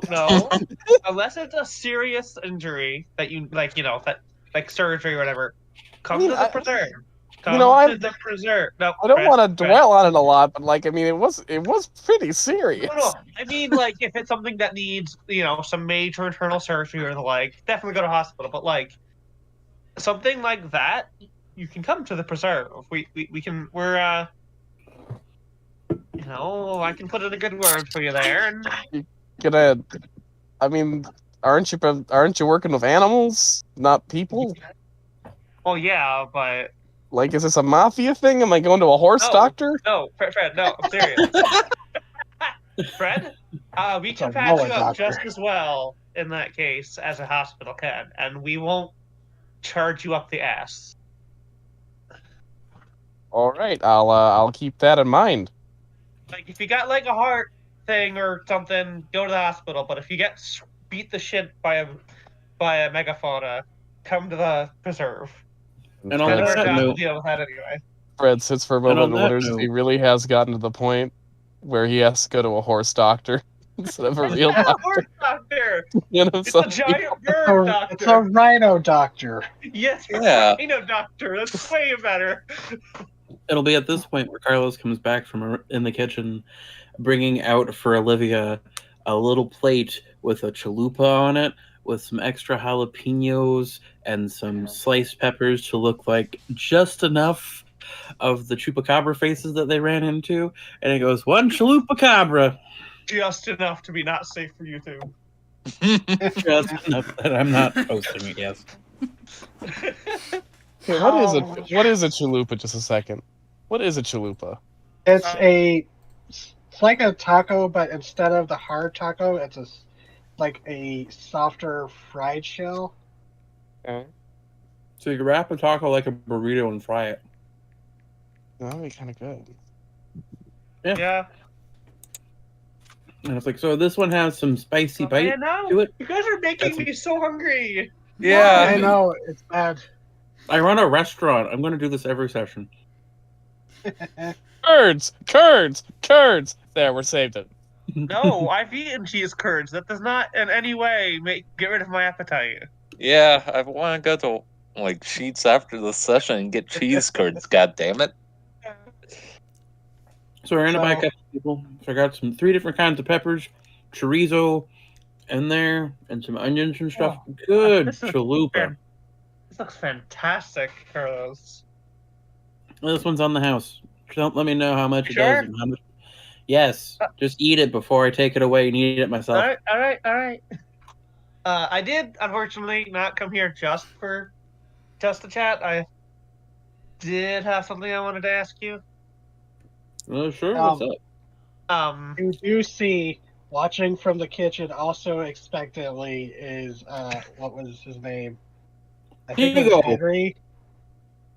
Hugo. Hugo. Hugo. Yes, She does pick up the chalupa cabra and take a nice big bite out of it. How's it taste? Hugo is a very good chef, so it's good. He like takes a bite of it and like, you know, where you gotta like catch the food because you took too big of a bite. Oh my god! Oh my god! Magically delicious. Seeing that you seem to like it, he very, you're not sure if he's mute, like Olivia, but you've never seen him talk. But he just kind of smiles and gives a thumbs up and like ducks back into the kitchen.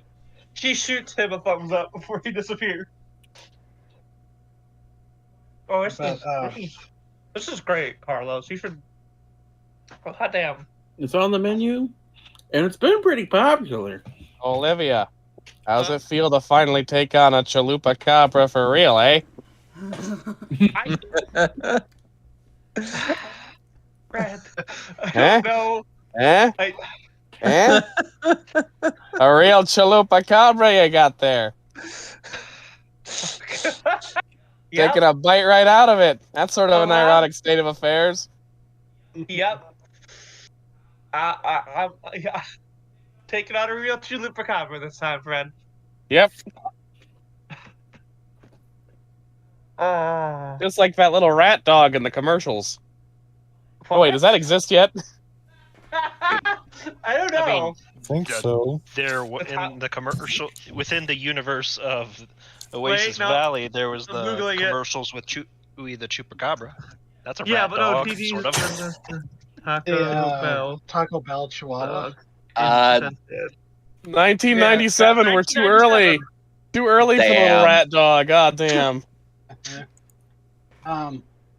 So, Olivia, I almost called you Winifred. You had a reason Yeah. you came to Well, Carlos's? she does eat the chupacabra because now I'm really fucking hungry. Thanks, guys. Don't know. Are there like people like sitting near us, or is the place only mildly busy? It's only mildly busy. It's like there's probably a lunch rush that's going to kick in soon, but it's like not Okay, too bad well- right now. She leans into Carlos. All right. I wanted to talk to you about stuff, and I wanted to ask your help with something. Sure. Your Wow. magics, your weird magic shit. I don't know what you're talking about, but yeah, sure, I can see if I can help. I got some weird experiences with my theatrics. That's where we're going with this. Okay. That's as far as you're willing to go. And he just kind of pokes his hand into a pocket, pulls out a firecracker, Oh, accusatory. All right. and just He like, pulls a- "What? You want my help? I've done all sorts of weird shit, been all sorts of weird places. I can see what I can look at." I can't make you talk, but she pulls out the tooth. I don't want you to blow something out. I I wasn't want you like she to- puts the firecracker back. It's like I just was showing you that I had the firecrackers. We're in my restaurant. I'd get in trouble if I started blowing shit And up. I want when you your say help. firecracker, you see the twins like perk up, look at you like, huh? I want your help figuring out what this is. And she pulls out the tooth fragment. I Well- was wondering if your, theatrics could tell me anything that the study later won't do. Well, I can tell you right now, it looks like a tooth. That's all you got. You were talking to Scarandre. You did some thing with Winifred? You got nothing? He takes the fragment of the tooth in his hand, and he leans in, like close, really close to Olivia's ear, and she's like, "We're in the middle of a fucking restaurant. No, I don't." Yeah, like going back. What? Give me a fucking second. Fine. No, I'd like to see you do some raw ass magic right in the middle of the restaurant. No. God damn it, Fred. Ain't magic.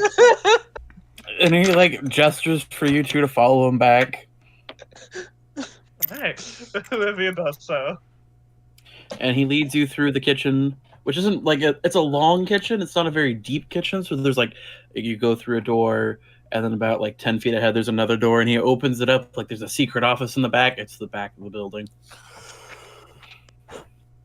And he takes you two out there, and then I'm going to roll a weird to try to magically inspect it because I have.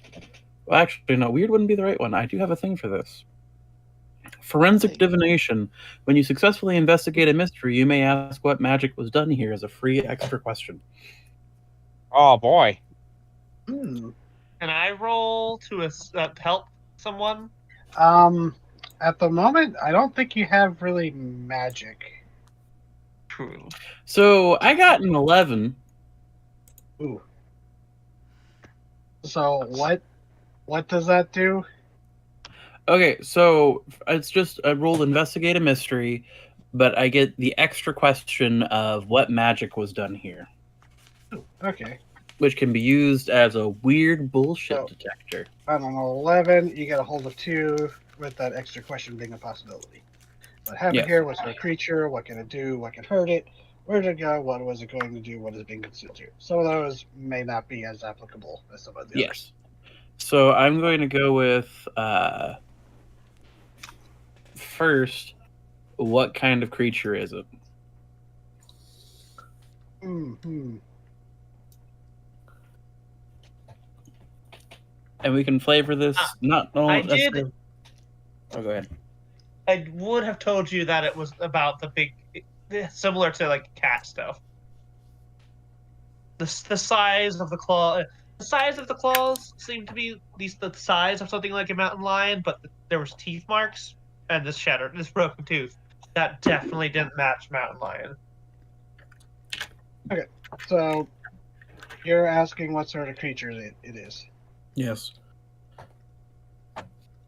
You focus on this, and how does your magic work?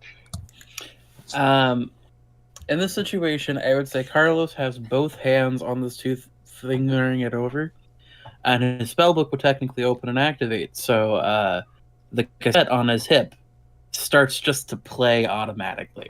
I do love that, by the way. Okay, hold on, I need to look something up. And there is a spark of magic in his eye that, you know, if it wasn't for the fact that you have seen this man throw literal fireballs and talk to creatures that should not be able to communicate with a normal human being, you wouldn't probably pay attention to. Okay. God. Shit, Tommy. Stop. No. So, what kind of creature it is, and your cassette tape starts playing. And, this is fun. A song starts to play, a song that is copyright protected, so I can't actually link it. But You can You link start it. hearing- Callie just can't play it. hold on, let me go to YouTube then. I was just trying to make sure that something was time appropriate. Oh, I want fair, you fair. to. I also Hey, want. baby, one more time. I'm pulling up my Spotify playlist for Carlos because this means I get a new song for the playlist. Awesome. There is a snippet that plays of Metallica's "Of Wolf and Men." Oh. Mm. Oh. Oh. Specifically, let me find the lyric. Oh. It's part of the You hear part of the bridge, bright as the moon, high in starlight, chill in the air, cold as steel tonight. And then it just kind of clicks off. Huh. Say? Hey. I So. could. Let me- So. actually. All right. Cool. Fred, you're here, right? Yeah, I'm here. Okay, good. Just wanted to make sure. I'm always down to watch you do some David Copperfield shit. Cool. So we're gonna start bursting some bubbles because now this is spicier than I thought we were going to get. And she passes you that, and Carlos passes it back to you, Olivia, and goes, "So we know vampires are real, and they were creatures of myth and magic and stuff like that, right? It's not a vampire tooth, for the record. Not a vampire tooth. You don't think it's It's a werewolf. What the fuck? Yeah, also, this album came out in 91. That's what I was checking was the... So this is a very recent new song you probably might have heard on the radio. Have I ever heard anything about werewolves being real? Not particularly. Okay, So cool. it's one of those things where it's like, most people, like, there was those jokes when the vampires came out, it's like, oh, what, are werewolves real? Like, it's not like magic's real, right? Except, and Carlos flicks his hand and does a flame on the tip, like, dancing on his fingertips. It's like, so the magic's real. And I was trying to keep it under a profile because, not the first time I've been chased out of the town for witchcraft bullshit. Hey. I get people chasing you out of town because you're different. It's totally fair. Some of it was legitimate. I did burn down a few buildings, but we're not going to get into that. Okay. All right. Magics. There's a reason you don't see wizards walking around like fucking doctors. Shit's hard to control. There are just like wizards and shit everywhere. That's just a thing. Not yes everywhere, no. but like there's magic, but it's like there's a handful of people who are a lot of fucking nerds. like the vampire to ratio thing was like 500 to 1 kind of video. What? And then vampires fucking decided they didn't want to be in the shadows anymore and came out in public, and I give any shit. Okay, calm down. You're turning into Nick Cage. Damn! Whoa. I was rolling in a little Nick Cage. You were getting into Nick Cage right there. You're getting into a little bit of Nick Cage territory there. We're gonna calm you right down a bit. Then we can go on to this exposition you're doing. Yeah. So, Carlos, we're not gonna fucking tell on you. Full Cage. Sorry, I don't tell Never people. go full cage. Don't tell people for a reason. But We've all got our secrets. It's all right, but I saw you throw fireballs. You can't hide that. Yeah, someday you'll find out about my horrible secrets. you don't have it. I don't believe you. I can dream. So there's a level of known and not known. I can be interesting. You don't know me. Okay, Oh, fuck. So, like, have I ever met a werewolf before? No, I don't ask questions like that normally. It's not like I have all those things, but, yeah, that's a fucking lycanthropic tooth if you ever had one. So you're saying that this is a werewolf we're dealing with? I mean, Yes. Okay, so if this is a werewolf, it might not be a werewolf. It could be something like a direwolf. Okay, now do we know if the silver bullet thing is real? God, do we? I mean, Carlos, like everything I've read, sort of. Now, are we dealing with like Lon Chaney rules where it's just a full moon, but also several nights in a row next to the full moon? Or is it more strict? Or is it less strict? Is it just like whenever? Hey, Carlos. Carlos. One of the Yes. questions for investigative mystery is, what can't hurt it? I know. I read a book when I had this book of fairy Well, you know tales where like a guy turned into a werewolf by taking off his clothes and skinny dipping, and then his wife stole his clothes and he couldn't get them back. Is that how it works? What can kill it, I guess, is the appropriate question for this sort of situation.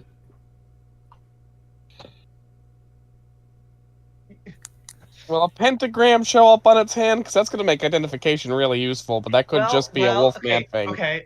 That's more of a Wolfman thing. We don't need to identify them. But do we need? I mean, we kind of do. It's eating people, right? No, it's not. It's not. It killed a pig. Oh shit, that's not a crime.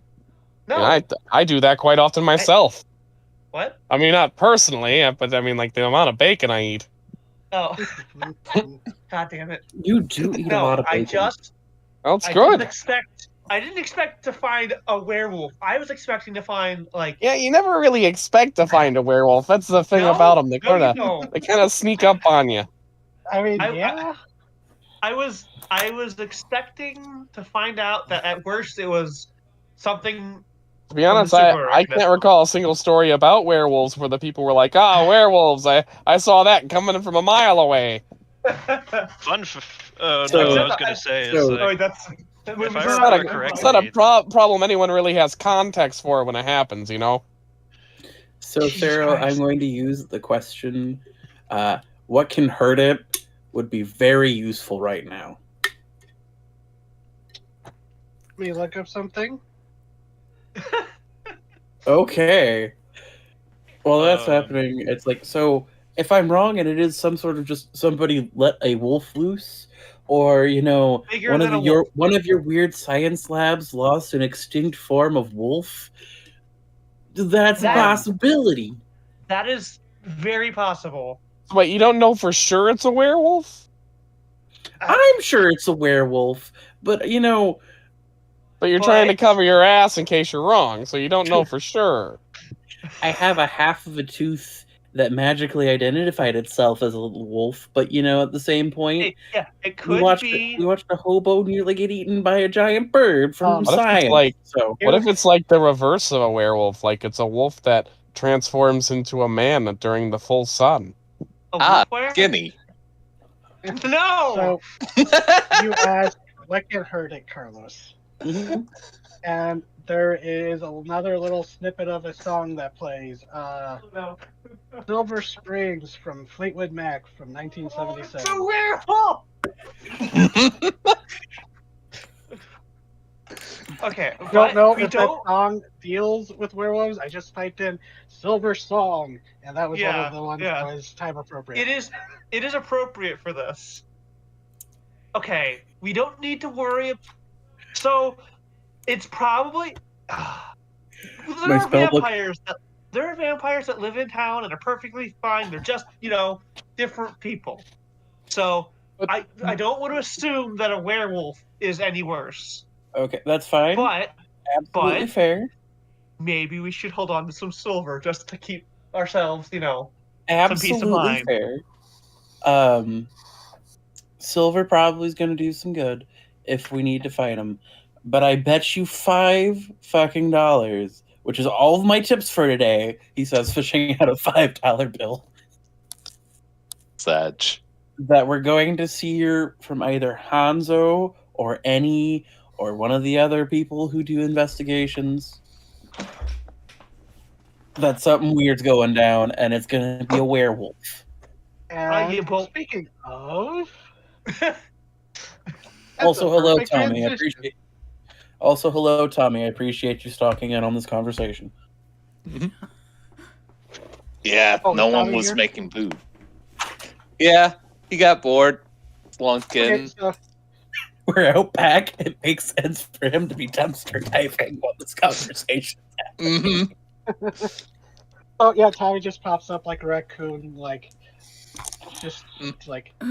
so horrible little. Yeah. Eating half a sandwich that was in the trash. So, Tommy, you've been there to hear the whole conversation. Mhm. Ami, you got any werewolf experience? Not to my knowledge, no.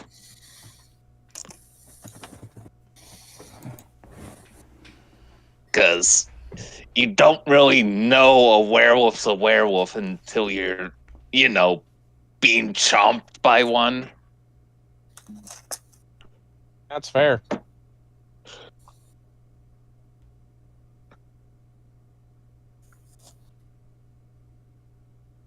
Sorry, Tommy. I don't want to switch right when you just showed up. You're good. Yeah, go ahead. Speaking of investigative, Hanzo. Fuck, now I need to go home. Now I need to find food. Thanks, guys. You're welcome. Hanzo. Mm-hmm. So you go driving. You go driving out to where Dara told you to go. Mm-hmm. It's out in kind of the outskirts. So following it, you have to go not off road, but like off the paved road. There's dirt paths you have to drive up. Pretty similar to what you've done. It looks like it's driving up to a hiking area. There's like several areas where people can drive up and then go hike in the area because it's a very scenic. The Chuparosa Mountains are considered very scenic and hikeable in areas. But you go up and you actually see there's up ahead where this parking area is supposed to be. You see sheriff's department vehicles, and actually, excuse me. You also see a van from Pluripotent. At the very least, I won't be outnumbered this time. And as you pull up and park, you get out, and sure enough, you see one of the sheriff's deputies walk up and is like, "Hey, this crime scene, you can't be here." It's not anyone you recognize, it's just one of the random deputies. Pulls out his pluripotent identification. Okay, they said one of you might be coming up. You're, go talk to the detective. He'll get you up to speed. And he points out the actual familiar one. What was his name? Detective Trent Bentley. The rather surly one that you encountered before, who does not seem to appreciate pluripotent. Mm-hmm. And you actually... You spell out his name. I really need to write him down. Yeah, let me go find the NPC list. I was proud I actually remembered his name, but there it is.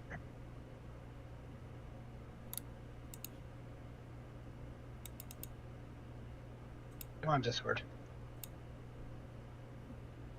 So, fun fact about Discord and copying pasting from like Google Docs. Can't copy paste Comic Sans text. It just does not work in Discord. So Yeah, I have 'cause to Discord- paste without formatting. Yeah, because Discord has taste. Hey, it helps me write. Don't get at me. It unfortunately works. It really does, and I hate it, but it works. Listen, I mean, I Discord shouldn't understand. have a prejudice between comical sans. It's one of the best Listen. characters in Undertale. Listen, I was a graphic design student. I have to hate Comic Sans. I'm contractually obligated, okay? And Papyrus. Yep. And Wingdings. Fucking wingdings. Must Hanzo. kill. Sorry. Hanzo, you see Detective Trent talking to a few other deputies, and you see by the pluripotent truck there is a few people in like not full sealed hazard gears, but they're like wearing the like that weird bodysuit that people wear and like masked up that that they use if there's like a possible hazardous material. There's like two of them. They're standing off to the side and they're talking to each other as they're like they seem to be like picking some securing something in like a sample crate. And as you approach, you see scattered around this parking area, you see a single you see a single van and a handful of motorcycles, some of them tipped over on their sides, and laying on the ground covered in sheets weighted down by rocks are the unmistakable form of oh wait, wrong tab.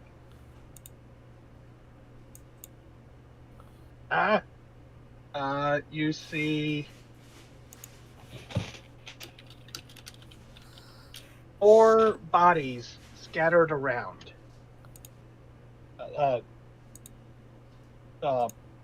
pushed under tarps, and just kind of held there.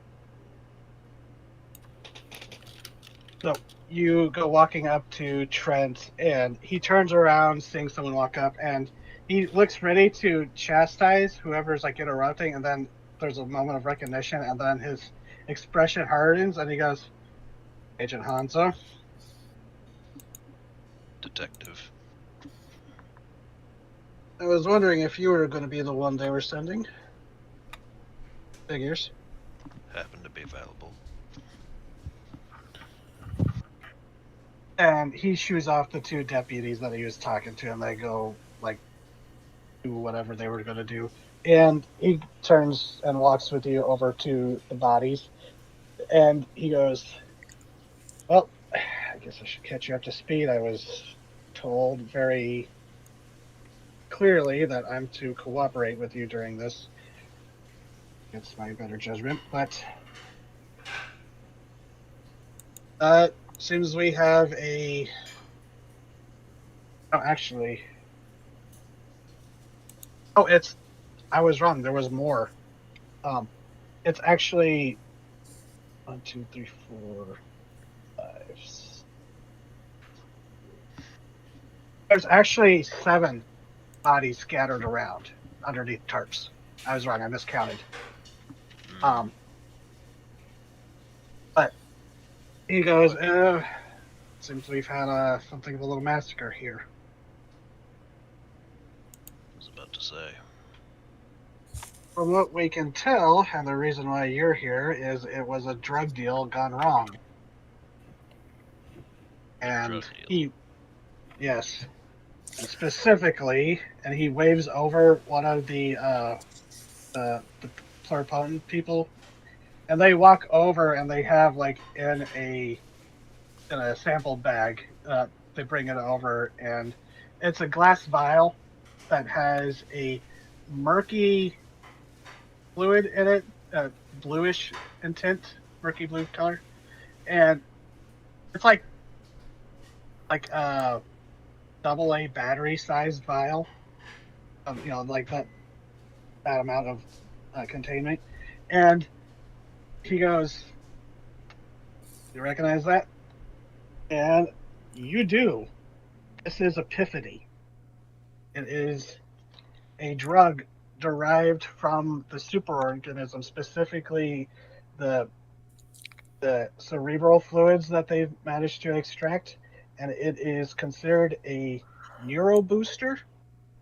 They're not exactly sure on exactly what it is, but it is supposedly able to boost the functions of the brain for amounts of time depending on the purity. And it is, since you are pluripotent security, Epiphany is very illegal. Pluripotent is not allowed to be making it. It is not allowed to be sold. It is considered a very restricted substance because there are some rather drastic side effects to some people. Detrimentally aggressive side effects that you vaguely recall. Some politician's son had a very bad reaction, and which was what caused the restriction of it.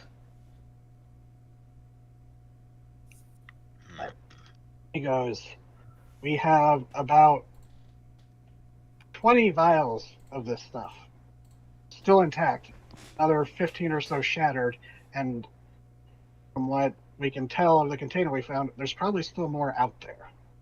And when he says all this, you realize this is a deal of like probably like close to $200,000 worth of just pure product for sale and distribution or refinement. And you're just like, there's a moment where you're just staggered, like, oh, no wonder Dara wanted me to come deal with this. Yeah.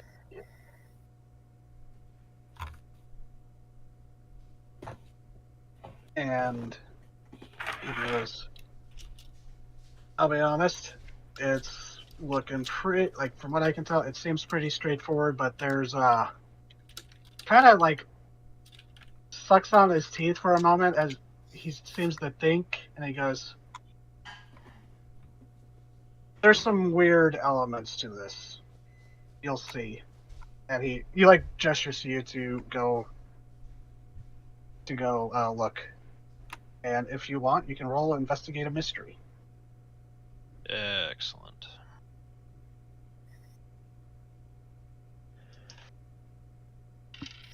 That is a... There was also the coroner's truck there waiting, and he says that he goes, "We're waiting for you to show up and take a look at the scene before we ship them down to the coroner's office." I got a 9, so I get to ask one question. Okay. What happened here? What sort of creature is it? What can it do? What can hurt it? Where did it go? What was it going to do? What is being concealed here? Well, following up on the prompt of this shit's weird, I'm going to ask what happened here. Okay, so it takes a while, but with the help of Detective Bentley kind of pointing out different things that they've noticed, like they've marked certain bits of evidence, you find the... Let's see. You find a group of what appear to be... four of them seem to be bikers. They are wearing matching biker vests, marking them as members of the Hell Coyotes. And Detective Bentley says that he mentions that they are a localish based biker gang known for drug trafficking and extortion and other petty crimes. But the others, there are 3 others. The 3 of them are fairly young compared to the bikers who are, middle-aged and, scarred up and looks like a harsh life on the road. And going by IDs and stuff, you realize that the 3 are locals. They all have IDs saying that they are locals to Pluripotent. The Raven? bikers... Raven, wake Oh up. no, did Raven fall asleep? No problem for Raven. Raven! What? Snoring. You fell asleep. Sorry. Yeah, nappy time. Sorry. You went to sleepy time junction. That's We'll not get back to Connor, sorry. It has nothing to do with that. Sorry. He lays down when he's got his laptop on bed, so he just kind of does it. Mm-hmm. How about a Lost and Um, Conquered there? Just listening, and it's easy to zone while you're listening. So there's the 4 bikers, and then there's 3 locals. And the 3 locals are 3 individuals. Dennis Walsh, age 21. There's Saburo Karada, age 19. And then there's Kendra Abbott, age 23. You said these were locals to the city, or did you say they worked for? Yeah, they're redemption locals. While the bikers, they're sort of locals. They kind of roam across the Southwest, according to Bentley. They it's a roaming gang, but they've been through and have connections to Melody, not Melody. Wrong game. Redemption. Mhm. Yeah, but you said the local folks. You said they had pluripotent IDs. No, they're just like driver's license. Mm. And it's Dennis Walsh, 21, Saburo Kurata, 19, then Kendra Abbott, 23. So all fairly young. Yeah, they all appear to have suffered from gunshot wounds, various gunshot wounds. Uh, and Trent goes, "We think that they might have been making the deal because they were near the Epiphany, and just the amount of blood that we think was theirs on the case. But and he goes, I'm sure if we tested some of the guns that we found, and you see there are like marked a few scattered guns, like a shotgun, a few handguns. But he goes, I'm sure forensics will match those wounds to these. But he goes, this is the weird part, and he points out to the, this is getting to your answer. The bikers, they are suffering a rather strange assortment of wounds. They all are suffering physical wounds like cuts and battered bludgeoning wounds, like you see an arm is twisted the wrong way. Someone's head looks like all the bikers actually. Oh no. Hello. Oh. Thank you. Please Okay. proceed. So the bikers, they all have names like actually sewn onto their vests. There's Weber, James, and Alice, and a little bit distance away from the group, and there's Woody. But he actually points out Weber, James, and Alice, who are closer to the group or to the bikes and stuff, they all have their like either bludgeoned or slashing wounds, but they are burned. There are severe burn marks in the clothing and flesh, flesh wounds. But Woody doesn't seem to have one. It seems he was shot.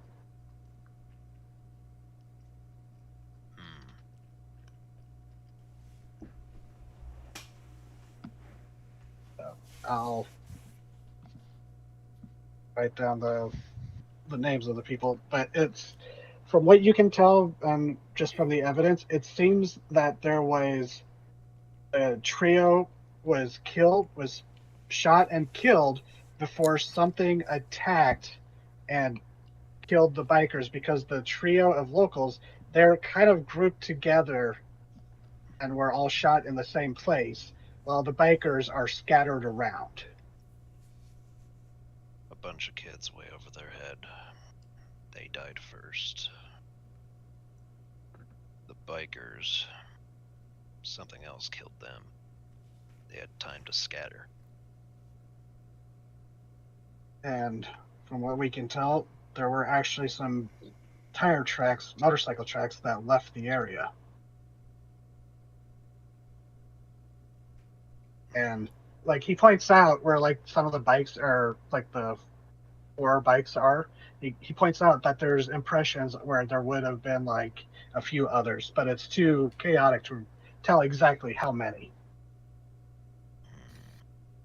It's like a dirt and gravel parking lot.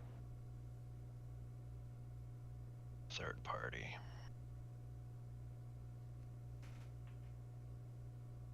Something that can take on 4 criminals.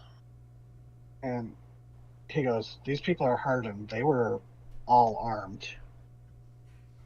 So the only reason you're involved, though, is because of the Epiphany. Yes.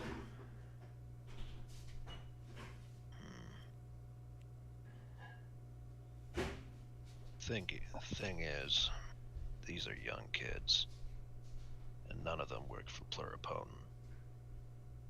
Stands to reason that, as the locals, they would have the best chance of procuring Epiphany, but that doesn't line up with their age and their resources. Of course, we're gonna have to look into that. So, if I had to guess, they were offering the Epiphany.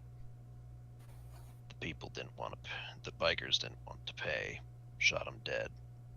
Then something else got the drop on them. Made off with the rest of the goods, or as much as they could carry, at least. Similar investigation a little bit ago with the blood thing. You know what I'm talking about. Yes. So did you find any mess like that? Anything that would indicate direction? Oh, that's the thing. And he goes, there is a blood trail leading off. It looks like someone staggered off, but and he like gestures you to follow, and there he goes off, and there's a blood path, and it's like marked, and like splatters of blood, and it goes off, kind of not following the hiking path, but just off into the brush, and goes a distance before it gets to this small clearing where there's a few dead trees. There's like a saguaro cactus skeleton.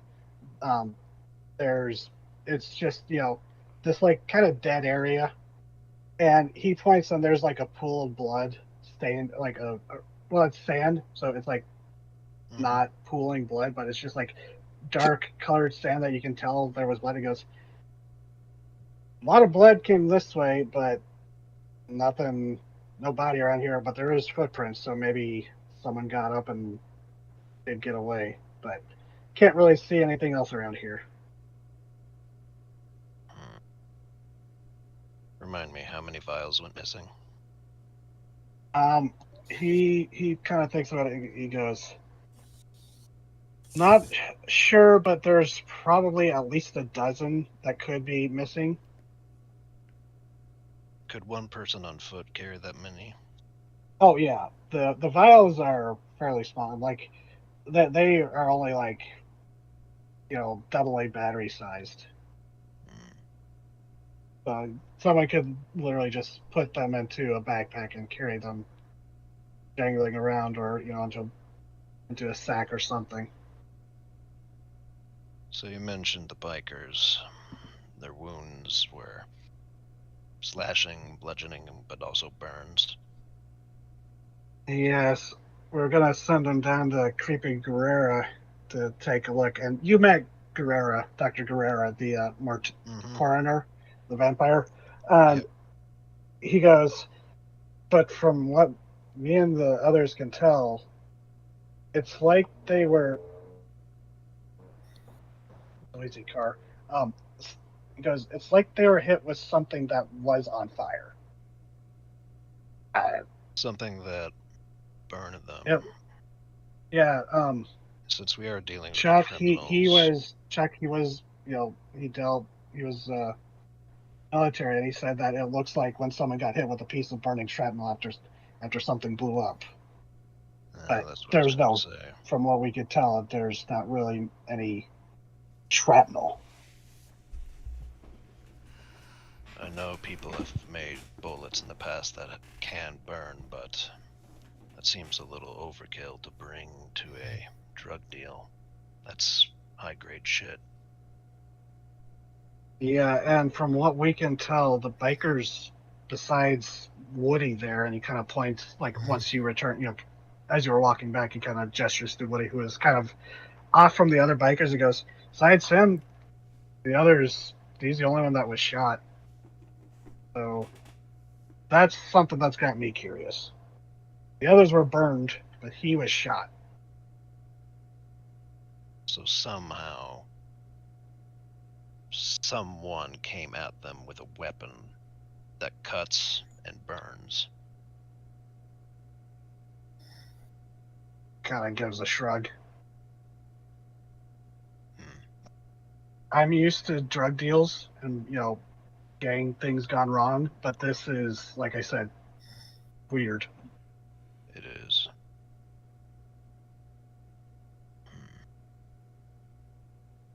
I appreciate your cooperation. I learned it's better to work with you than against you after kind of cuts himself off, I guess. So whatever happened to that killer? They were apprehended and dealt with.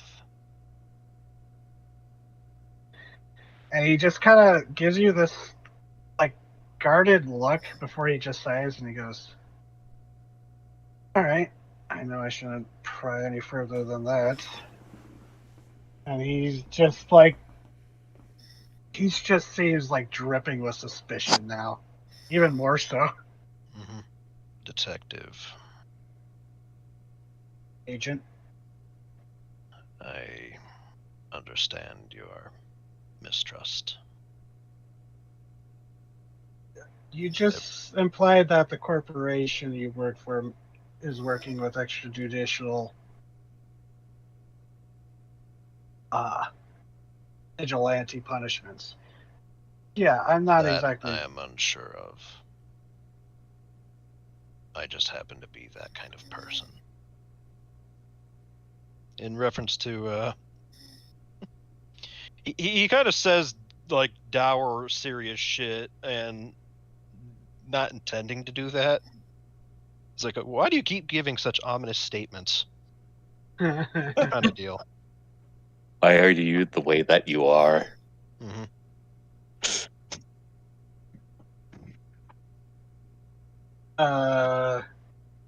Yeah, he goes, But I understand your mistrust for the pluripotent. There's no company that doesn't have its secrets. But we will find out what's going on. And we'll stop the killings. that's the important part. Yes. So he goes, well, and he kind of like waves to the to some of the deputies, and they start moving in to put the bodies on stretchers so they can get them into the coroner's van. And as if anything turns up, we'll contact you. Um, your friends there, gestures to the pluripotent van, goes, they said they'll take the contraband.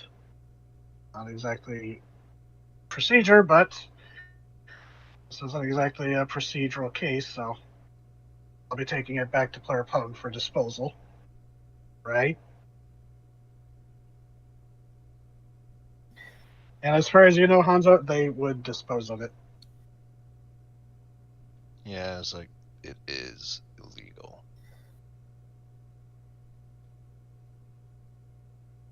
And he goes, see, that's the thing, though. They need, as far as I can tell, even the cerebral fluid is a restricted material. Our opponent doesn't exactly bottle that up. So Is my concern. we're looking at possibly a leak. Yes. That is my concern. Continue your investigation, and I shall do mine. And he kind of gives a nod, and you still get that feeling he clearly doesn't trust you, but he's in that mindset is like, I don't like him, but I gotta work with him. I gotta swallow my pride kind of vibe from him. So he goes and starts coordinating with the deputies, and they're gonna get the place wrapped up. They said they're gonna keep the parking lot and the trail closed for the time being, so as not to disturb any unseen evidence that may have been left behind. Mm-hmm. But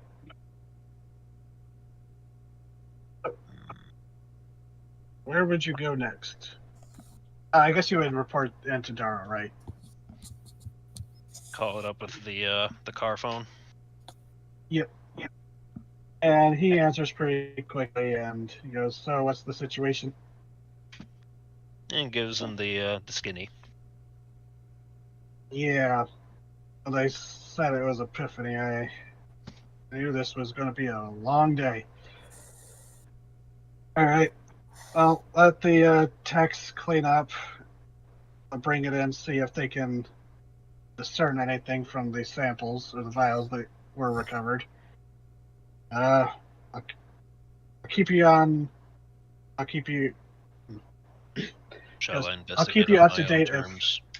Yes. See if you can track down any leads. I'll keep you up to date if anything arises on our end. Understood, sir. Yes. And he hangs up, and you are free to do follow leads that you want. But Cotter, Mm-hmm. your steak was very good. Damn you for making me hungry. That's I what really you want a get. spicy steak now. I don't know why you Um, deserved it, but you deserved it. You probably leave the restaurant, and it's down the street, probably across the street and down a ways. It's like you probably start walking by. It depends on where you want to go, but it wouldn't be hard to see, Carlos, Olivia, Tommy, and Fred all just kind of loitering outside the store or outside the Greasy Spoon Diner. Mm-hmm. And like shenanigans senses tingling. There's shenaniganery afoot. So we'll just kind of slide on over there and just go, "You guys look like you're up to something." Oh. Drug Hi, trafficking. brother. What? Are you drug trafficking or are you looking for drug trafficking? Yes. What are you talking about, Fred? I don't know. I figured it'd be a good explanation. How is that a good explanation? Listen, I was on the spot. I panicked. Hey, My Cotter. mic has been muted. Shit. Oh no. Fred, That was Fred, You could next have time, stopped this. Fred, next time, smoke break. We're on smoke break. All right, we're smoking crack back here. What's up? Oh God, all I can imagine is Fred Walter White. oh Lord. Dangerous I'm the criminal, one but who has knocks, all, eh? has all the mannerisms of Fred. Jamie, we gotta cook. What was his name? Jimmy? Jingle? I don't know. That show hasn't come out yet. Oh, Jesse? There we go. That's that little fucker's name. Yeah, Anyways. Jesse Pinkman and Walter White. I don't know what was with the color naming. And the meth is blue. Yep. Oh, right. That's what has led to the jokes about it's like, oh, it's all trans allegory. It's the red, pink, or it's the pink, white, and blue coloration, and it's just like, no, they're just. It's commentary on the fact that our medical system's so broken it's easier to get into drugs than get just funding to cure your cancer. I actually watched the show, but that's the funny thing is that's what everyone says. But Walter White literally was offered a chance to go rejoin his old friend, who he helped found a successful tech company, and was like, "Hey, we'll give you your job back. You can come work for us with me again, and we'll give you medical." And he's like, "No, I'm too proud for that." It's about a man's hubris. It's a movie about a man who feels emasculated and decides to make it the world's problem. And, instead of just lying down and accepting that that's his life now. Yeah, I was gonna say is he saw a slippery slope and got a sled. Oh, it's basically Macbeth, except this time everyone irrationally hates the wife character. Oh, wait, nope, that's the same. Anyway, Bullshit. back to our plot. We're smoking crack back here. What do you want? God. You are terrible at lying, Fred. Or am I really good? No, you're terrible. Yeah, but there's no.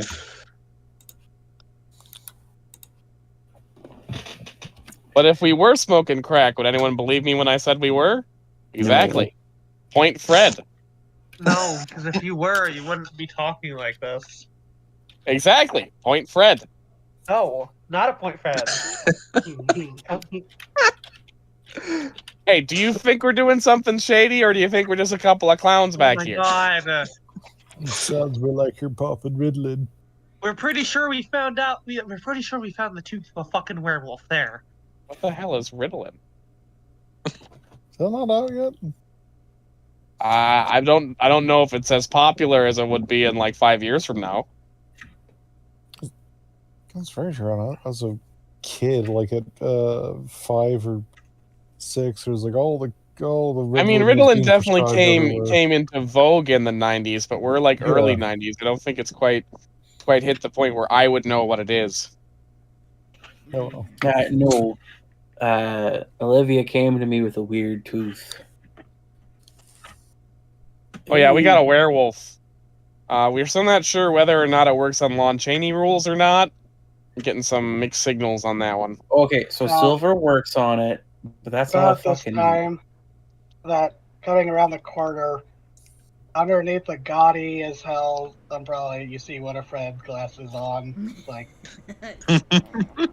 Any, we got a chalk. You smoking crack back here? ooh. Hey, Yeah! I hear one of the How'd you dogs know? yowling. I'll be honest, one of the dogs is yowling. All right. Annie, look, and he like takes the tooth back from Olivia and just kind of like holding his hands, like, look. Did you break a It's a tooth? tooth. I appreciate the thing that you think I have fangs like these, but and he reaches down to the cassette that is very clearly not a normal cassette and plays of Wolf and Man. I got a new song. We got a werewolf. You're I full of think. shit. Look, I'm just saying the magic cassette player plays appropriate music. If it was just of Wolf and Man, it would have been one thing. But then I went and played Fleetwood Mac, and the last time I played Fleetwood Mac, shit went down. You sure it's not a were coyote? They don't make music for Were Coyotes. Wait, Of course Wait. not. No one does. you're magic? You were listening in on the entire conversation, weren't you? I think I came in after that part. Okay, I'm back. Yes. Anyway, Puppy, Okay. she stumbled when she jumped off the bed, so she twisted her paw. And Aww. Poor baby. getting that age where it's just like, oh, Ginger, please use the steps. We got that specifically for you and your delicate bones. Aww. Yeah. She's Is that our dog? like one of those ugly little black dogs who's like, I think she's 15, 14 now. Aww. We got our dog steps too. Look. And Look. he's Oh yeah, no, that's what we have. We tried to coax him to use the steps, and he'd look at us and specifically to jump down beside the steps. We're like, you little Oh asshole. no. They do that. So, Yeah. I was sort of hearing what was going on. Okay, so Annie's here, catching her up to speed. So Question: Do vampires and werewolves got like a thing going on, do we? or is that just a pop What culture if thing? you've never heard about werewolves being a thing. Okay, so my bullshit to Carlos was correct for me to say in character. yes. Are you sure it's not a were coyote considering the terrain? It probably would respond the same way. I feel like that's kind of a lateral move, you know? I mean, maybe it's a bit less dangerous because they're smaller, but Oh no, a lycanthrope of some form of another took out a javelina or something out by a farmer's place. It's not a big deal. Other than the fact that they fucking exist. I read about it in a book once and it was from Europe. If all they're doing is eating pigs, do we really need to care?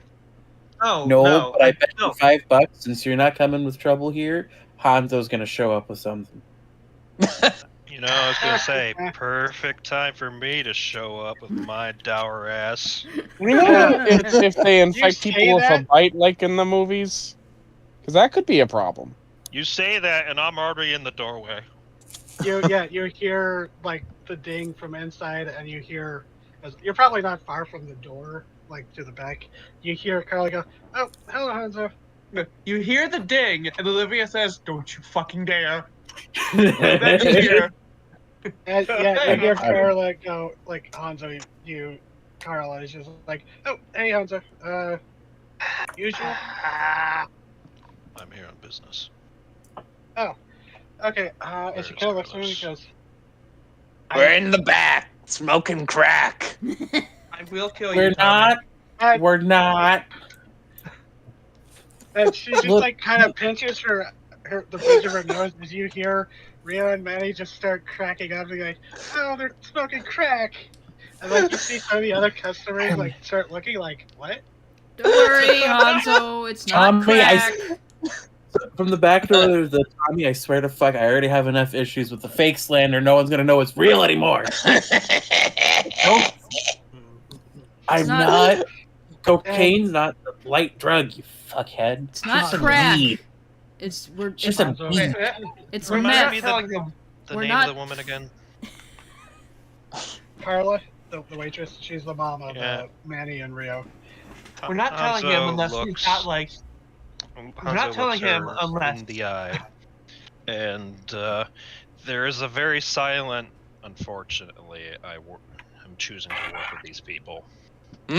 Wow, fuck you. He hasn't said anything. It's just like he walks in, and y'all are like joking and talking about like, oh, we're cooking crack back here, and all the other customers are like looking around, wondering what the fuck's going on. Children are laughing. So we're outside the back of the One person restaurant. said it, and everyone else was like, "No, stop!" Yeah, it's just That's not the way I remember it. Fred. they can't Goddamn see them, Fred. but they heard Tommy call out like that. I'll go Yeah, close the it's back like- door. So we're- so Last thing before the you do customers that, go. Olivia says, "So we're not telling him what this belongs to, and that's like someone's been mauled, right?" If he's here, somebody's He's- been mauled and you know it. But if they haven't, we don't tell him. because he's not- Hanzo! Yeah, I swear to Hanzo God. walks out. We're out back. I swear to God. Thankfully, Carlos. the sun is angled, so you're all in the shade. Not a bad. It's not it's a warm date, but it's still like. Geez, sorry. It's still like mid-spring, so it's not super hot yet. So we're outside. You said. Mm-hmm. We're out back, and he kind of like brings you out. It's like, yep, welcome to the place. Where either Probably the kids, gap the between teens. the diner and your ride, right? It's towards there. It's like I'd say we're probably out like the back, like out straight back. The only thing past the diner is probably miles and miles of scrubland. True. Welcome to the place that is not the most secure place to talk about stuff, but I had to take Olivia somewhere, so she stopped trying to say you do magic in the middle of a fucking restaurant. Okay. First of all, Fred was the one who said it really fucking loudly.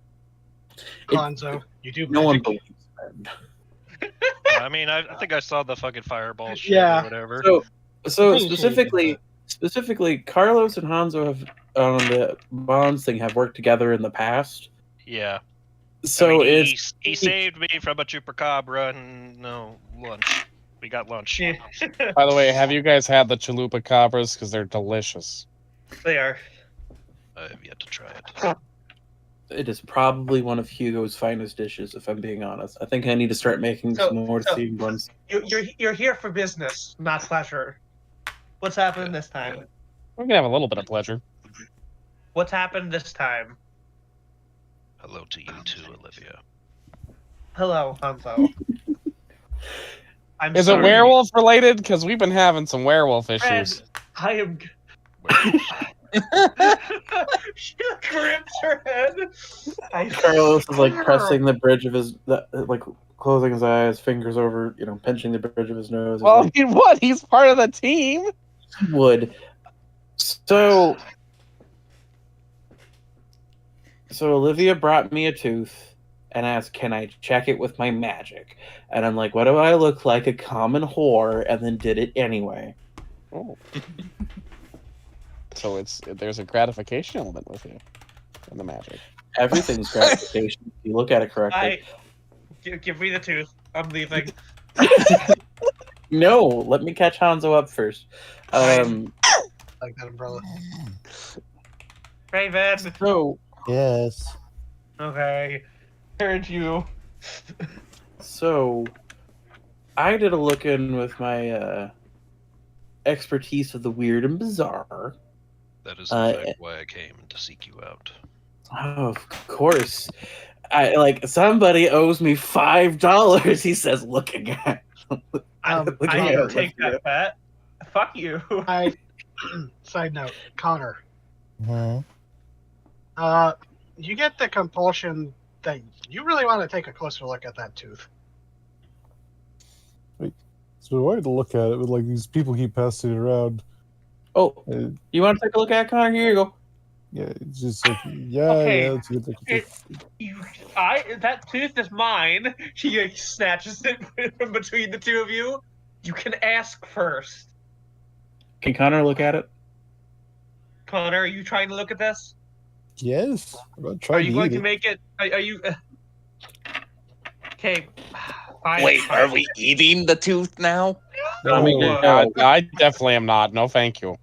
Do you want a tooth to pierce your fucking intestines? That's just a good way to crack one of your crowns, and that's a very expensive trip to the dentist.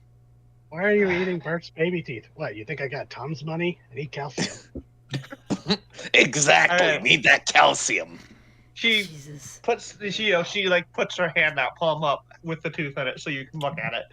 I'll take But the she is tooth. not handing it to you. Oh. Just give her a look. He goes, "You're not going to make this easy, are you?" Fine, take it. All right, cool.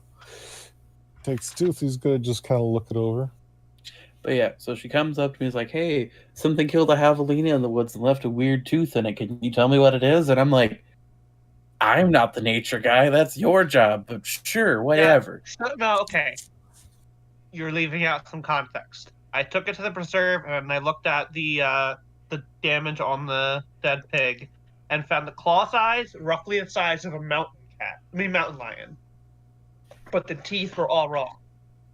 We found this broken tooth in it, and we were going to do some tests at the preserve, which we will do after Connor looks at it. Is Connor rolled up for me? And I checked it and found some interesting information out. But stuff that really shouldn't be all that surprising given the fact that we are literally friends with any. Wow. Got a. You mentioned werewolves. Yes, werewolves, Yeah. that's what I'm I'm talking guessing about. you roll for sharp. Weird. No, Oh, unless, yeah. okay. 7 then. Okay. Connor, there's a moment where you focus on it and your kind of little passenger voice just kind of goes, too tiny of a fragment to be sure, but that is... Ooh, it's definitely cursed. I'd say your friends are on the right path. Squints at it and goes, "Lovely. More curses." It's not a curse. Lycanthropy in Vampirism its is an extreme form of biology, but No, he's talking about the werewolf thing. yeah, but it's a Lycanthropy. Right, So is it a curse? lycanthropy in its history actually do tend to either come from willingly taking on dark deals or being subjected to the curse. That's why you see in all the Hollywood movies with you get the bite, the curse passes on to you. Kind of like a weird magical disease. And given our friend has a weird thing with diseases, I'm not surprised. He's got a knack for curses. Are you magic too, Connor? No, I am not You magic. hear the voice? Don't answer that. No, he just bluntly says, "No, I am not magic." And Sure. look. Like I'm telling you, I have met maybe 2 other wizards in my entire life. People you would call a wizard. I don't even think I technically count as a wizard. I don't have any weird magic bullshit beyond the fact that I can just, Did Carlos go to the curio shop? Carlos and did he- go to the curio shop. He goes, "Wait, 3 wizards. 3 wizards." All right, can I have the tooth back now, Connor? So, like, Yeah. can anyone become a wizard? Oh yeah. Connor, But like please. but like Yeah, you think have to about do it. Think about magic in the kind of sense that most people look at like high theoretical physics. That's a lot of numbers and a lot of work, and most people don't have the time and or patience to give enough of a fuck. Okay, so what kind of number crunching are you doing to get your magic working? And I stop is like, well, some of it's reading. Oh, okay, a lot of it's reading. Some of it's experimentation. And then once you open yourself up to it, like if you wanted to go into magic, I'd teach you out. And there's a couple of really good remote fields if you I wanted mean, to it'd be try. kind of cool to be a wizard. You could get a big beard and a robe and a staff and a pointy hat. You still have to go out in public. Yeah, but I could do that and say I'm a wizard, and when I could do some magic, people be like, "Shit, he is." I mean, you could do street performer magic and do that and get a following. Yeah, but not like actual turn people into a toad magic. I can't turn people into a toad. Well, yeah, maybe you can't, but I could maybe figure out that math equation, get that all done. Carlos, Yes. Sorry. if werewolves are real, is the silver weakness Yes. accurate? Yes. Silver is still accurate weakness. Olivia something takes about the the- tooth What is back the from effect Connor. of the werewolf? Thank you, Connor. I don't know. I need me to look at it. You have a wizard right here. I didn't need you to look at it. I asked Carlos. You're the And one I who told- wanted to look at it. It's fine. It's fine. I like having more than one opinion on random teeth. Get it tested at your lab, because Yes. you guys cook up stuff that's been dead for so long. No one knows what it does. Do not We clone don't. the werewolf. That is an exaggeration. We bring back some I extinct watched- animals. I not watched you- old things I that watched didn't you take a bird the size of a giraffe, nearly kill Tommy here. Yeah, we know what that was. If that's a werewolf tooth, shouldn't it be a human tooth now that it's daytime? That's assuming they work the same, and assuming it would work like that when separated from the body. And Carlos just gives I don't. It's not like I have a guide for werewolves. I'm a wizard, not a werewolf. Aren't they supposed to go You got a back to? reptile guide. Are they supposed to go back to human after you kill them or something? We didn't have a body. We just had a chunk of a tooth. Yeah, but the tooth is dead. It's separate from the body. It's dead. Really? It's a tooth. Teeth are always inert. No, teeth are alive. They have a Teeth I just live. In any case, it's an interesting curio pulled from a dead pig in the desert. Hanzo, what's up? What do you need? Do you happen to know how a werewolf's body would react to silver? Would I know that, GM? With the last roll? Not- We just Not found really. out. Not off the Although top the of my news head. that werewolves exist is new to all of us. So, Unsurprising. Hans, it's one of those. I've read books that have mentioned and given me history on werewolves.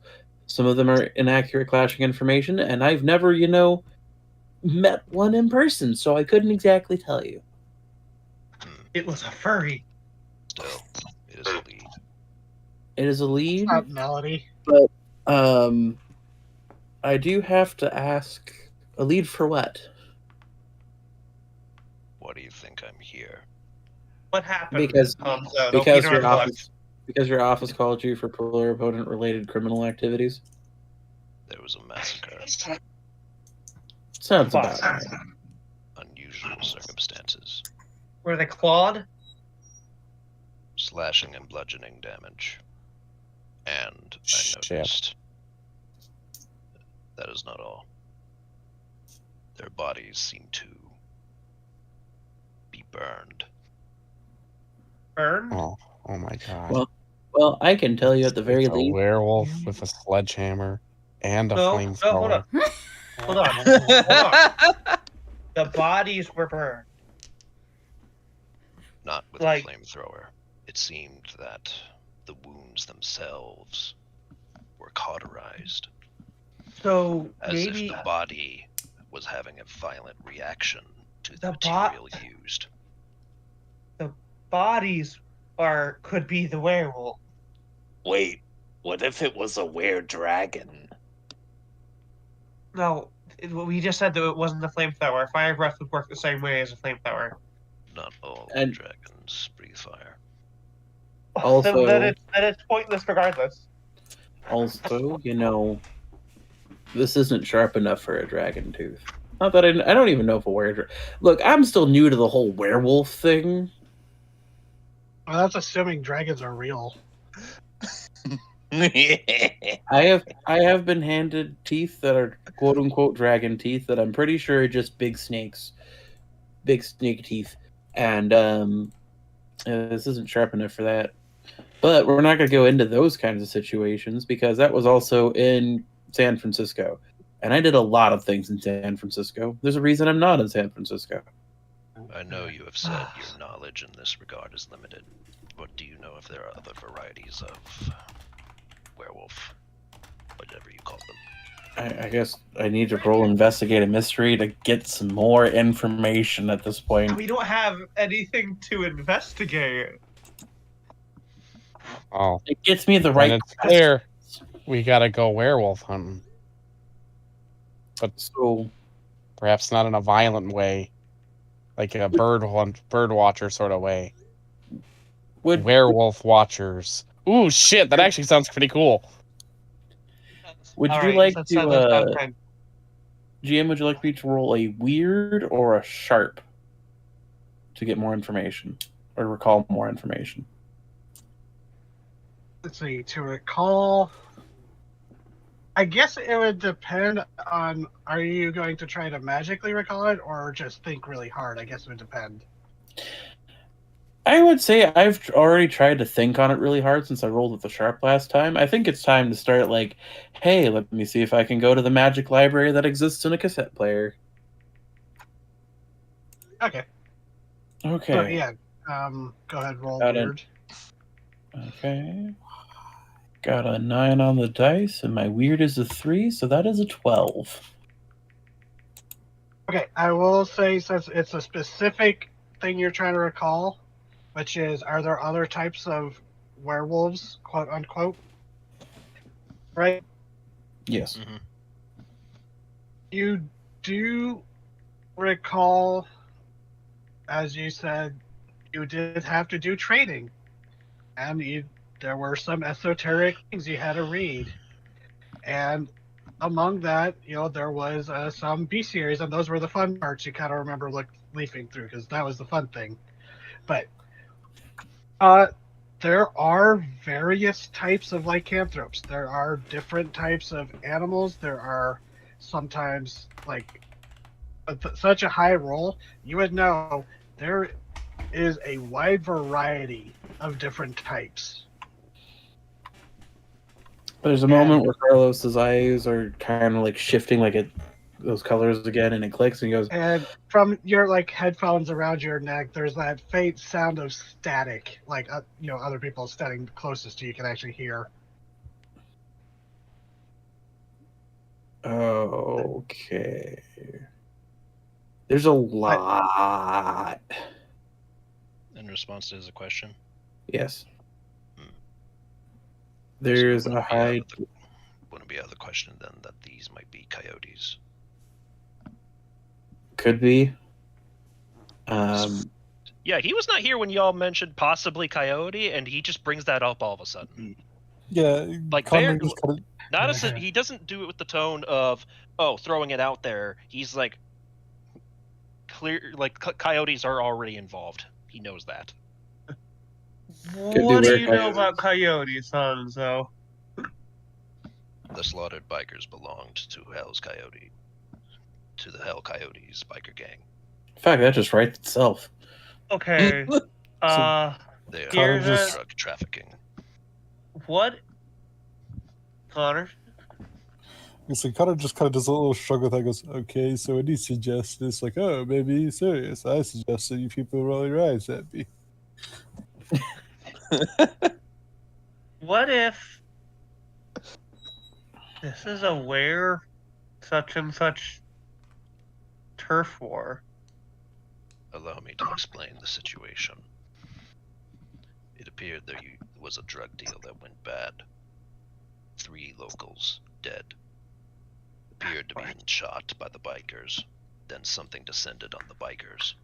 The bikers, I suspect now, are werewolves, coyotes, whatever is the proper term.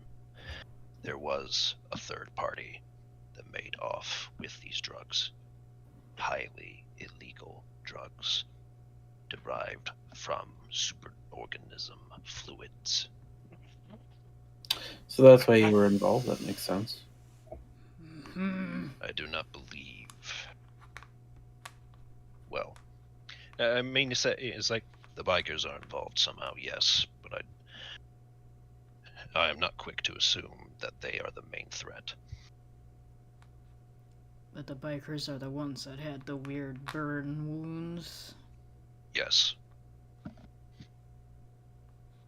Oh, Someone yeah. Winifred, must have known what they were and came equipped. Winifred, you would know that Epiphany, you would know about as much as Hanzo. Epiphany is a very illegal, highly, Do I know what Epiphany is? Hmm? Do I know what Epiphany is? Actually, you might have heard Lucia talk about it just because of her, her experience with dealing with pluripotent. She might have mentioned it offhanded.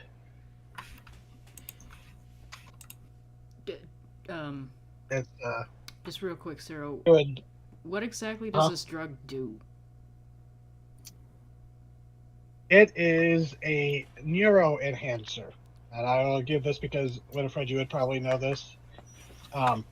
It is considered a neuro enhancer. It specifically allows the formation of denser neurons, which helps. It's supposed to help with memory recall, faster thinking, faster computations. It's supposed to boost the intelligence, but there is a good chance that you form a serious addiction to it where your brain does not work as well without it. It becomes so dependent on it because your brain is, in small amounts of people, mutated to rely on this chemical.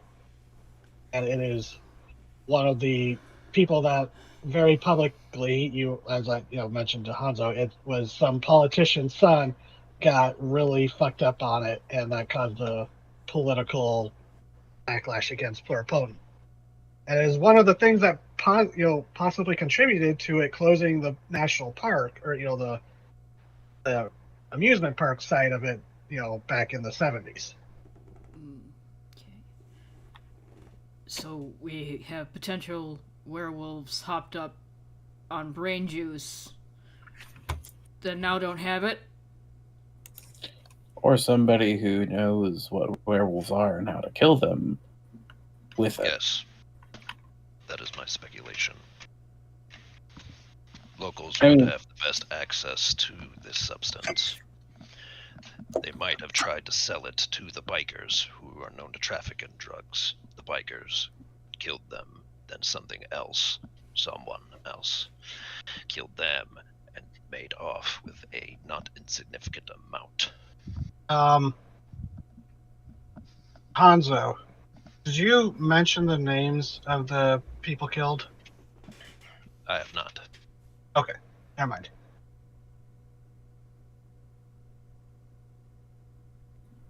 Well, we have a couple of I do options. not believe the werewolves. And every time he says it, he says it like with quotation marks. It's not that he doesn't believe them, it's just the matter of saying it. It doesn't feel like the right thing to say. What do But we click with medical therium probe? yeah, because it's like, well, if they're gang Olivia literally is says that. coyotes. It's like they're not wolves. They're like coyotes, but Well, it's not exactly dignified to say that. So it's like,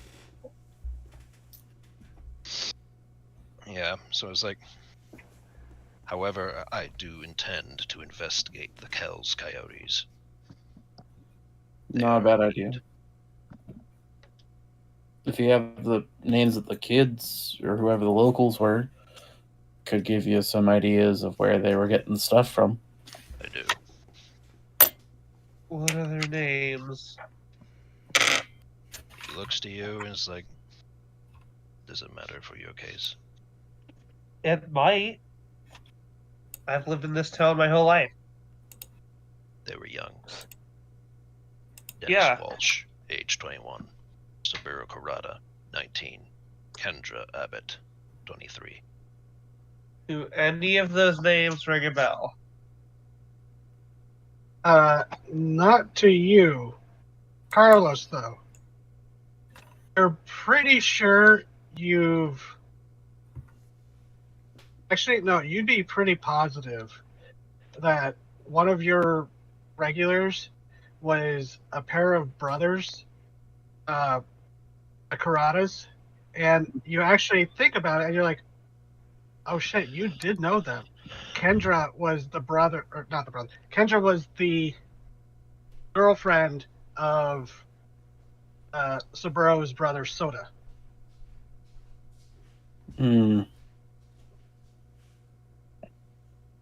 Familiar. They would sometimes come in as a group, and you never really got the other name, but you think that maybe Dennis might be some, like, you're like, oh, that might be one of their friends that was with them sometimes. But you're pretty sure you remember the Karatas. They were Saburo was the younger brother. I remember the Corrados in particular that come in fairly frequently. Usually as teens do at like 2 a.m. in the morning. I might recognize one or two of the other ones if I had their faces, but They're kids. Were they ever disruptive? no more than any They- other. Oh, go ahead. What you can recall, they were the typical rowdy, like post high school, haven't gone to college, just like living their life, late night partying. They were rowdy, but typically respectful. They were rowdy, but I am fairly all right and fairly younger on the scale, so they were pretty no more than you would expect. That aligns with my suspicion. They got in over their heads. Wouldn't surprise me.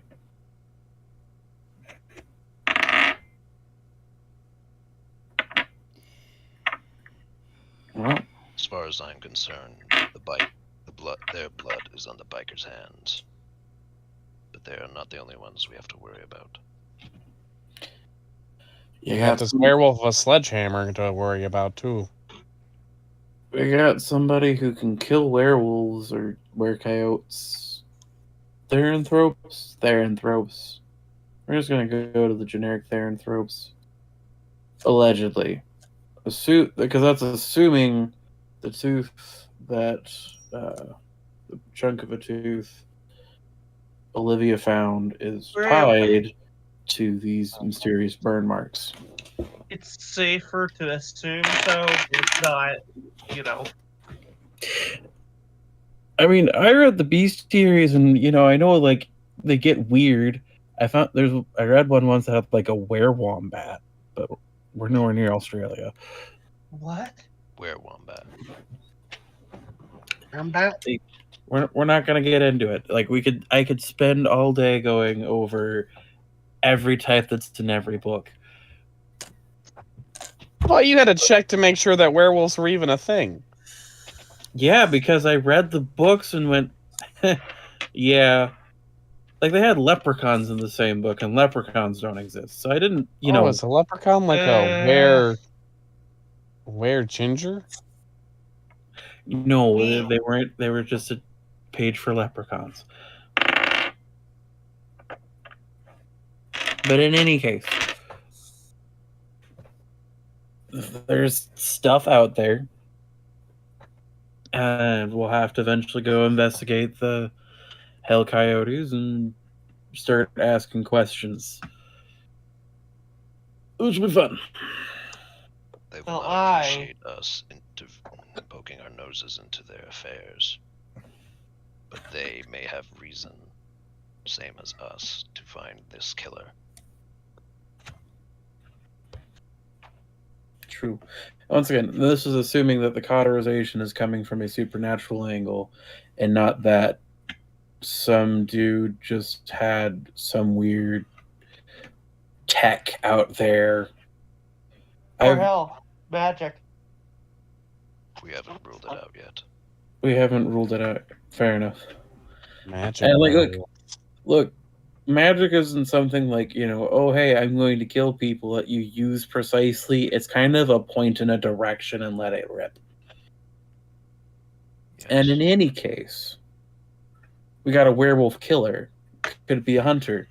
I know there were some of those guys that were on the FBI wanted list after trying to kill vampires. So that makes so much sense in this world. A werewolf killer who now has access to mental boosters. Well, I am going to take this tooth back to the preserve, get it tested. That should at least hopefully tell us what kind of Therianthrope this is. Or if it, God knows, it comes up as a human tooth.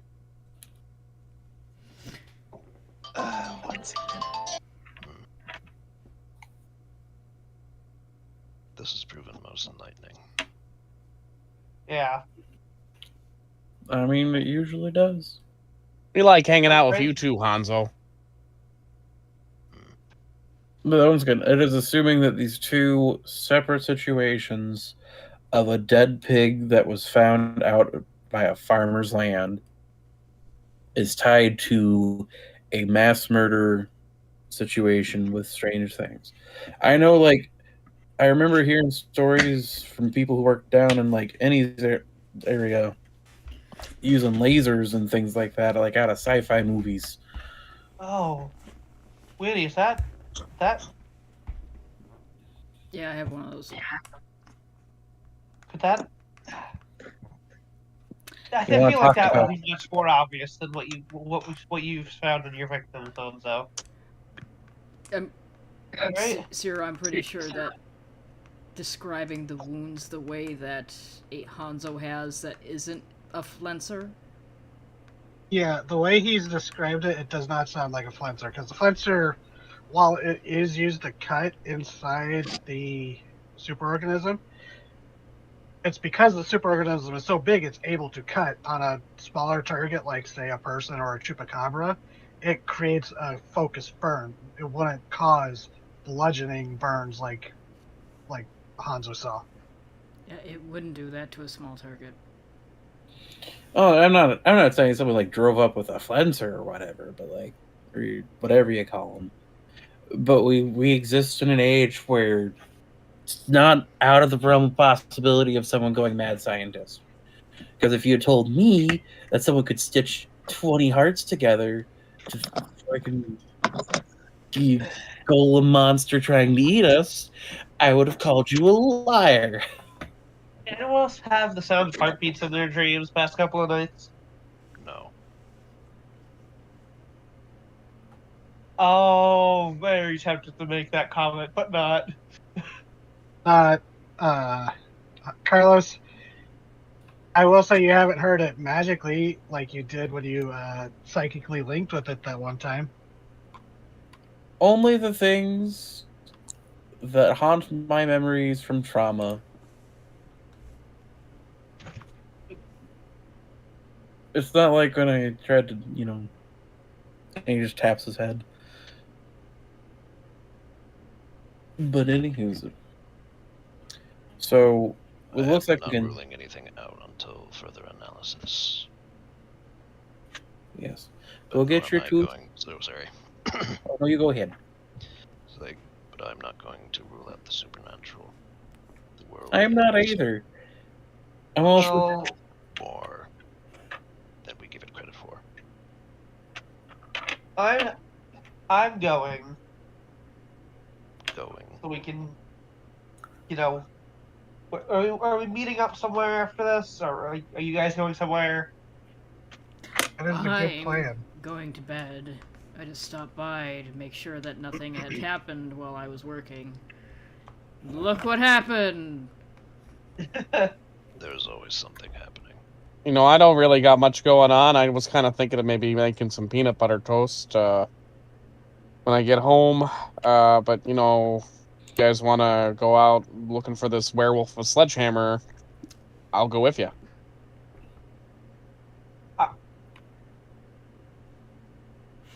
I'm headed to the preserve. You guys can figure out where you're going. I will investigate the bikers. None of you I'm going to join me. I'm going to go because you have specifically requested me to help you, and because you would fit in terribly at a biker bar. Yeah, honestly, out of all of us here, me or Winifred are probably the ones who would fit in a biker bar the most. I mean, I'm pretty sure I could go and it'll mess with me. I've always wanted to go to a biker bar, like in Pee Wee. Oh no! Listen, Winifred could pick. It would be best if you accompanied Olivia back to the preserve. I don't need. No, I think I want to go to the biker bar. That sounds way more fun. I'm fine. I don't need another person with me. Listen, I've got tequila in my car. We can play it inside. I'm sure they'll get a hoot out of it. Yeah, Olivia, it's like that's what Hanzo said. Is that you're not the one who needs protection. I could go with Olivia then, since you guys clearly have the biker bar on lock. I mean, I don't need. Okay, yeah. I'll take Connor. Fred can go with you, Hanzo. I didn't say you need anyone. I just said I'd. Yeah. Connor comes with me. I'll have someone to talk to on the way there. Frederick Klutzman. Yep. With hardened criminals. Yep. There may be a chance of violence. Oh well, if it comes down to fisticuffs, I've got your back. God, could you imagine being the biker who got punched out by Fred? We'll see what happens. Oh, I hope so. I hope that happens. Gonna grab a chair and hit someone with it. Oh dear. Oh, I can't wait. So, All right, Connor. Okay. Guess I get to show you the preserve. So, splitting up. Winifred's going to bed. Unless you think you're gonna need me, because it is bright, blazing day outside and noon, I'm sure. It's been a long night. Yeah. By now it's probably like closer to noon. So, again, why it's like we said, why am I still up? Why am I still awake? So, hopefully the werewolves only come out at night, because I'm going to sleep. Okay. Fred. Then it's Olivia and Connor going to the preserve with the tooth again. Yep. And then, where's Tom? Oh, Tommy's not here. Tommy should go to the preserve just so he can have some fun with the Moa once more. Got killed. You send Tommy to the biker hangout because clearly Fred needs Oh backup. god. Yeah, send Fred Klutzman and Tommy into the biker bar. I'm sure they'll be Hey, fine. we're gonna kick ass. I'm I don't know what the fuck you guys are all worried about. I'm sure they'll be fine. Yes, please do that. I hope to avoid a confrontation. I'm just imagining Hans in the background just sighing as the bar descends into chaos. You wish to avoid chaos. Well, you're with us, so you already failed. So, I mean, I'm pretty sure that everybody will be too distracted by Tommy and Fred to get all up in Hanzo's grill and he can just do his job. Fair. They'll be going, what the fuck is that? All right, I got my Walkman. I got my CD, Oh, there we go. my cassette with tequila on it. I think I'm ready. Where did the massacre happen at Hozo? That's a. What was it? You said it was some gravel parking lot of a sort. Oh yeah, it's they're all over the place here in Phoenix, but it's you follow a path out, like a dirt path out towards the base of the mountains, and there'd be like a parking lot where you can park your cars at where a bunch of trailheads or hiking trails split off from there, and it's like you can go hike around the area and then come back when you're done. But it's like you I guess they would be all over the place, but yeah, it'd be like further southeast from the preserve. It's like eastish of the preserve. So, You'd be able to get there, like following directions if you wanted to check it out. I will tell you where it is, but if you intend on investigating the place yourself, just know that there are other people already there, and the detective is already in a foul mood. I didn't intend to, but okay. And also, Hanzo, you are waiting. It'll probably be a couple of hours yet before Guerrera has anything to call you about, unless something, jumps out at him. That wasn't foreshadowing. Don't look too into that. It was just a bad choice of words. I say that because I know you. You have don't reason to know mistrust me. Okay, you're not wrong there.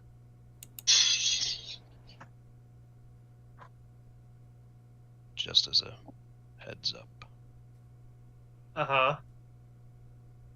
I mean, that's why you said if you mean to go there, like sure. There's already people there though, and yeah. Yeah, from what you probably know, Hanzo, it's probably going to be an active scene for a while, and probably won't be empty of people until later tonight. Yeah, so it's like I know you haven't Which mistrust me, but will if you want to say- investigate the scene for yourself, just know that's an active crime scene. They probably won't allow you on. Yeah, and I will say that understood. Sorry.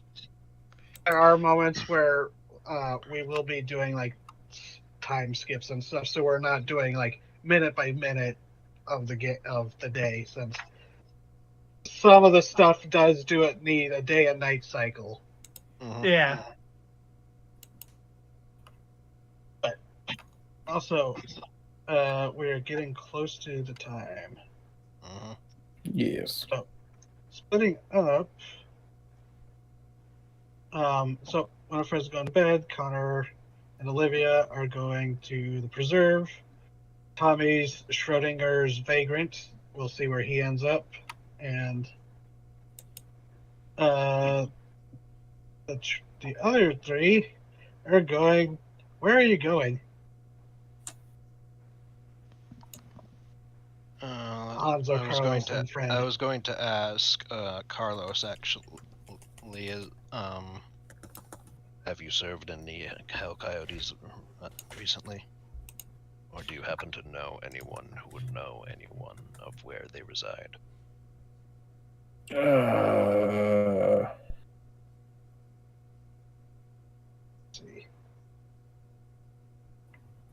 Okay, so since I will give this to you, Carlos, since you would know other proprietors or other places that do. You're a restaurateur. You would know that there is a biker's bar called the Thirsty Devil Bar that is kind of on the outskirts of town, northeastish, close to the highway leading out of town. And Winifred, Mhm. I will say that when I'll just say it kind of clicks for a moment because you're tired, and it kind of took a moment because I forgot that you would actually probably know this. Your friend Itzel that you ran into last time after the Road King incident. You're pretty sure from what you heard, she was in a biker gang herself. But you're not sure what one it was. Shit. Something. The irony that a vampire would be part of a biker gang of werewolves and doesn't know it. But since, like you, she's probably, like you want to be, she's probably asleep middle of the day. Yeah, I'll when it's an appropriate time for me to be awake, an appropriate time for her to be awake, I'll go ask some questions. Yeah, I know there's a biker bar on the south side of town. We could go to start looking there. I know the owner, Phil. Yeah, Phil is a big old retired biker, like biker from like the 60s, 70s kind of era. He's the old school, like, Hell's Angels kind of time. Phil's all right, but Yeah, we should. from what you heard, he's really mellowed out in his older age. Yeah, It's so a place to start. it would probably, honestly, knowing how he operates, we won't really get anybody there worth asking questions for at least another couple of hours. Work Because it's new. closer in the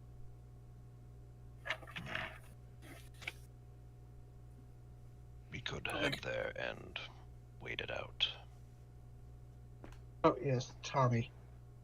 Eh, We are just the group is splitting up. okay. Winifred coming up is us going to to the bed, biker bar? or do you want to go to the preserve with Olivia and Connor? I guess preserve, make the groups Or more even. unless you want to do your own thing. That's always Sure, valid. yeah. Tommy could do his own thing. Do you have leads you think you could track down? Yeah, he can dive in some dumpsters, see if he spots anything. All right, Tommy, but when I get them all dancing to tequila, you're gonna miss it. I'd say he could record it on a phone, but we don't have those kinds of phones yet. Ah! Yeah, the shitty, well, not shitty, but like the bulky shoulder-mounted cameras you have to, like the VHS cameras. Quick, Fred, go buy a camera. Yeah, I'll do that with all the money I don't have. Excellent, excellent. Okay, so group splitting up. So I think since we're pretty close to the end, this is a good place that I will say that this is probably we're going to do a small time skip next time when we start it will be the evening because time is ticking. So we'll be doing while waiting but small little stinger. The group splits up to pursue their own separate leads. As Carlos is off with Hanzo and Fred. Not like 5 minutes after he departed, the bell dings as a young woman steps in, and followed by two others. And Carla looks up, waves, and goes, "Oh, good afternoon, Gail." And Gail Yu walks in, and she goes, "Oh, you just missed Carla. She was wanting to talk to you." "Oh, well, maybe next time." And Gail just goes, "That's like the third time I've missed him." "All right." And her and the trio, or her and her two friends, go and sit at a booth, and they kind of like wave at the kids as the kids like are just kind of tracking them, and you see one woman that is wearing a old shirt that says Redemption Preserve, like 1989, and she goes, "Oh, studying incubators, huh? Gonna hatch an egg for class?" And the kids just kind of like beam and like, "Yep." As the woman goes and joins her friends, as the kids like hash their thing, and they have a book that says hatching eggs or homemade incubators, and the kids go running off into the afternoon. Dun dun And that's dun. where we'll end.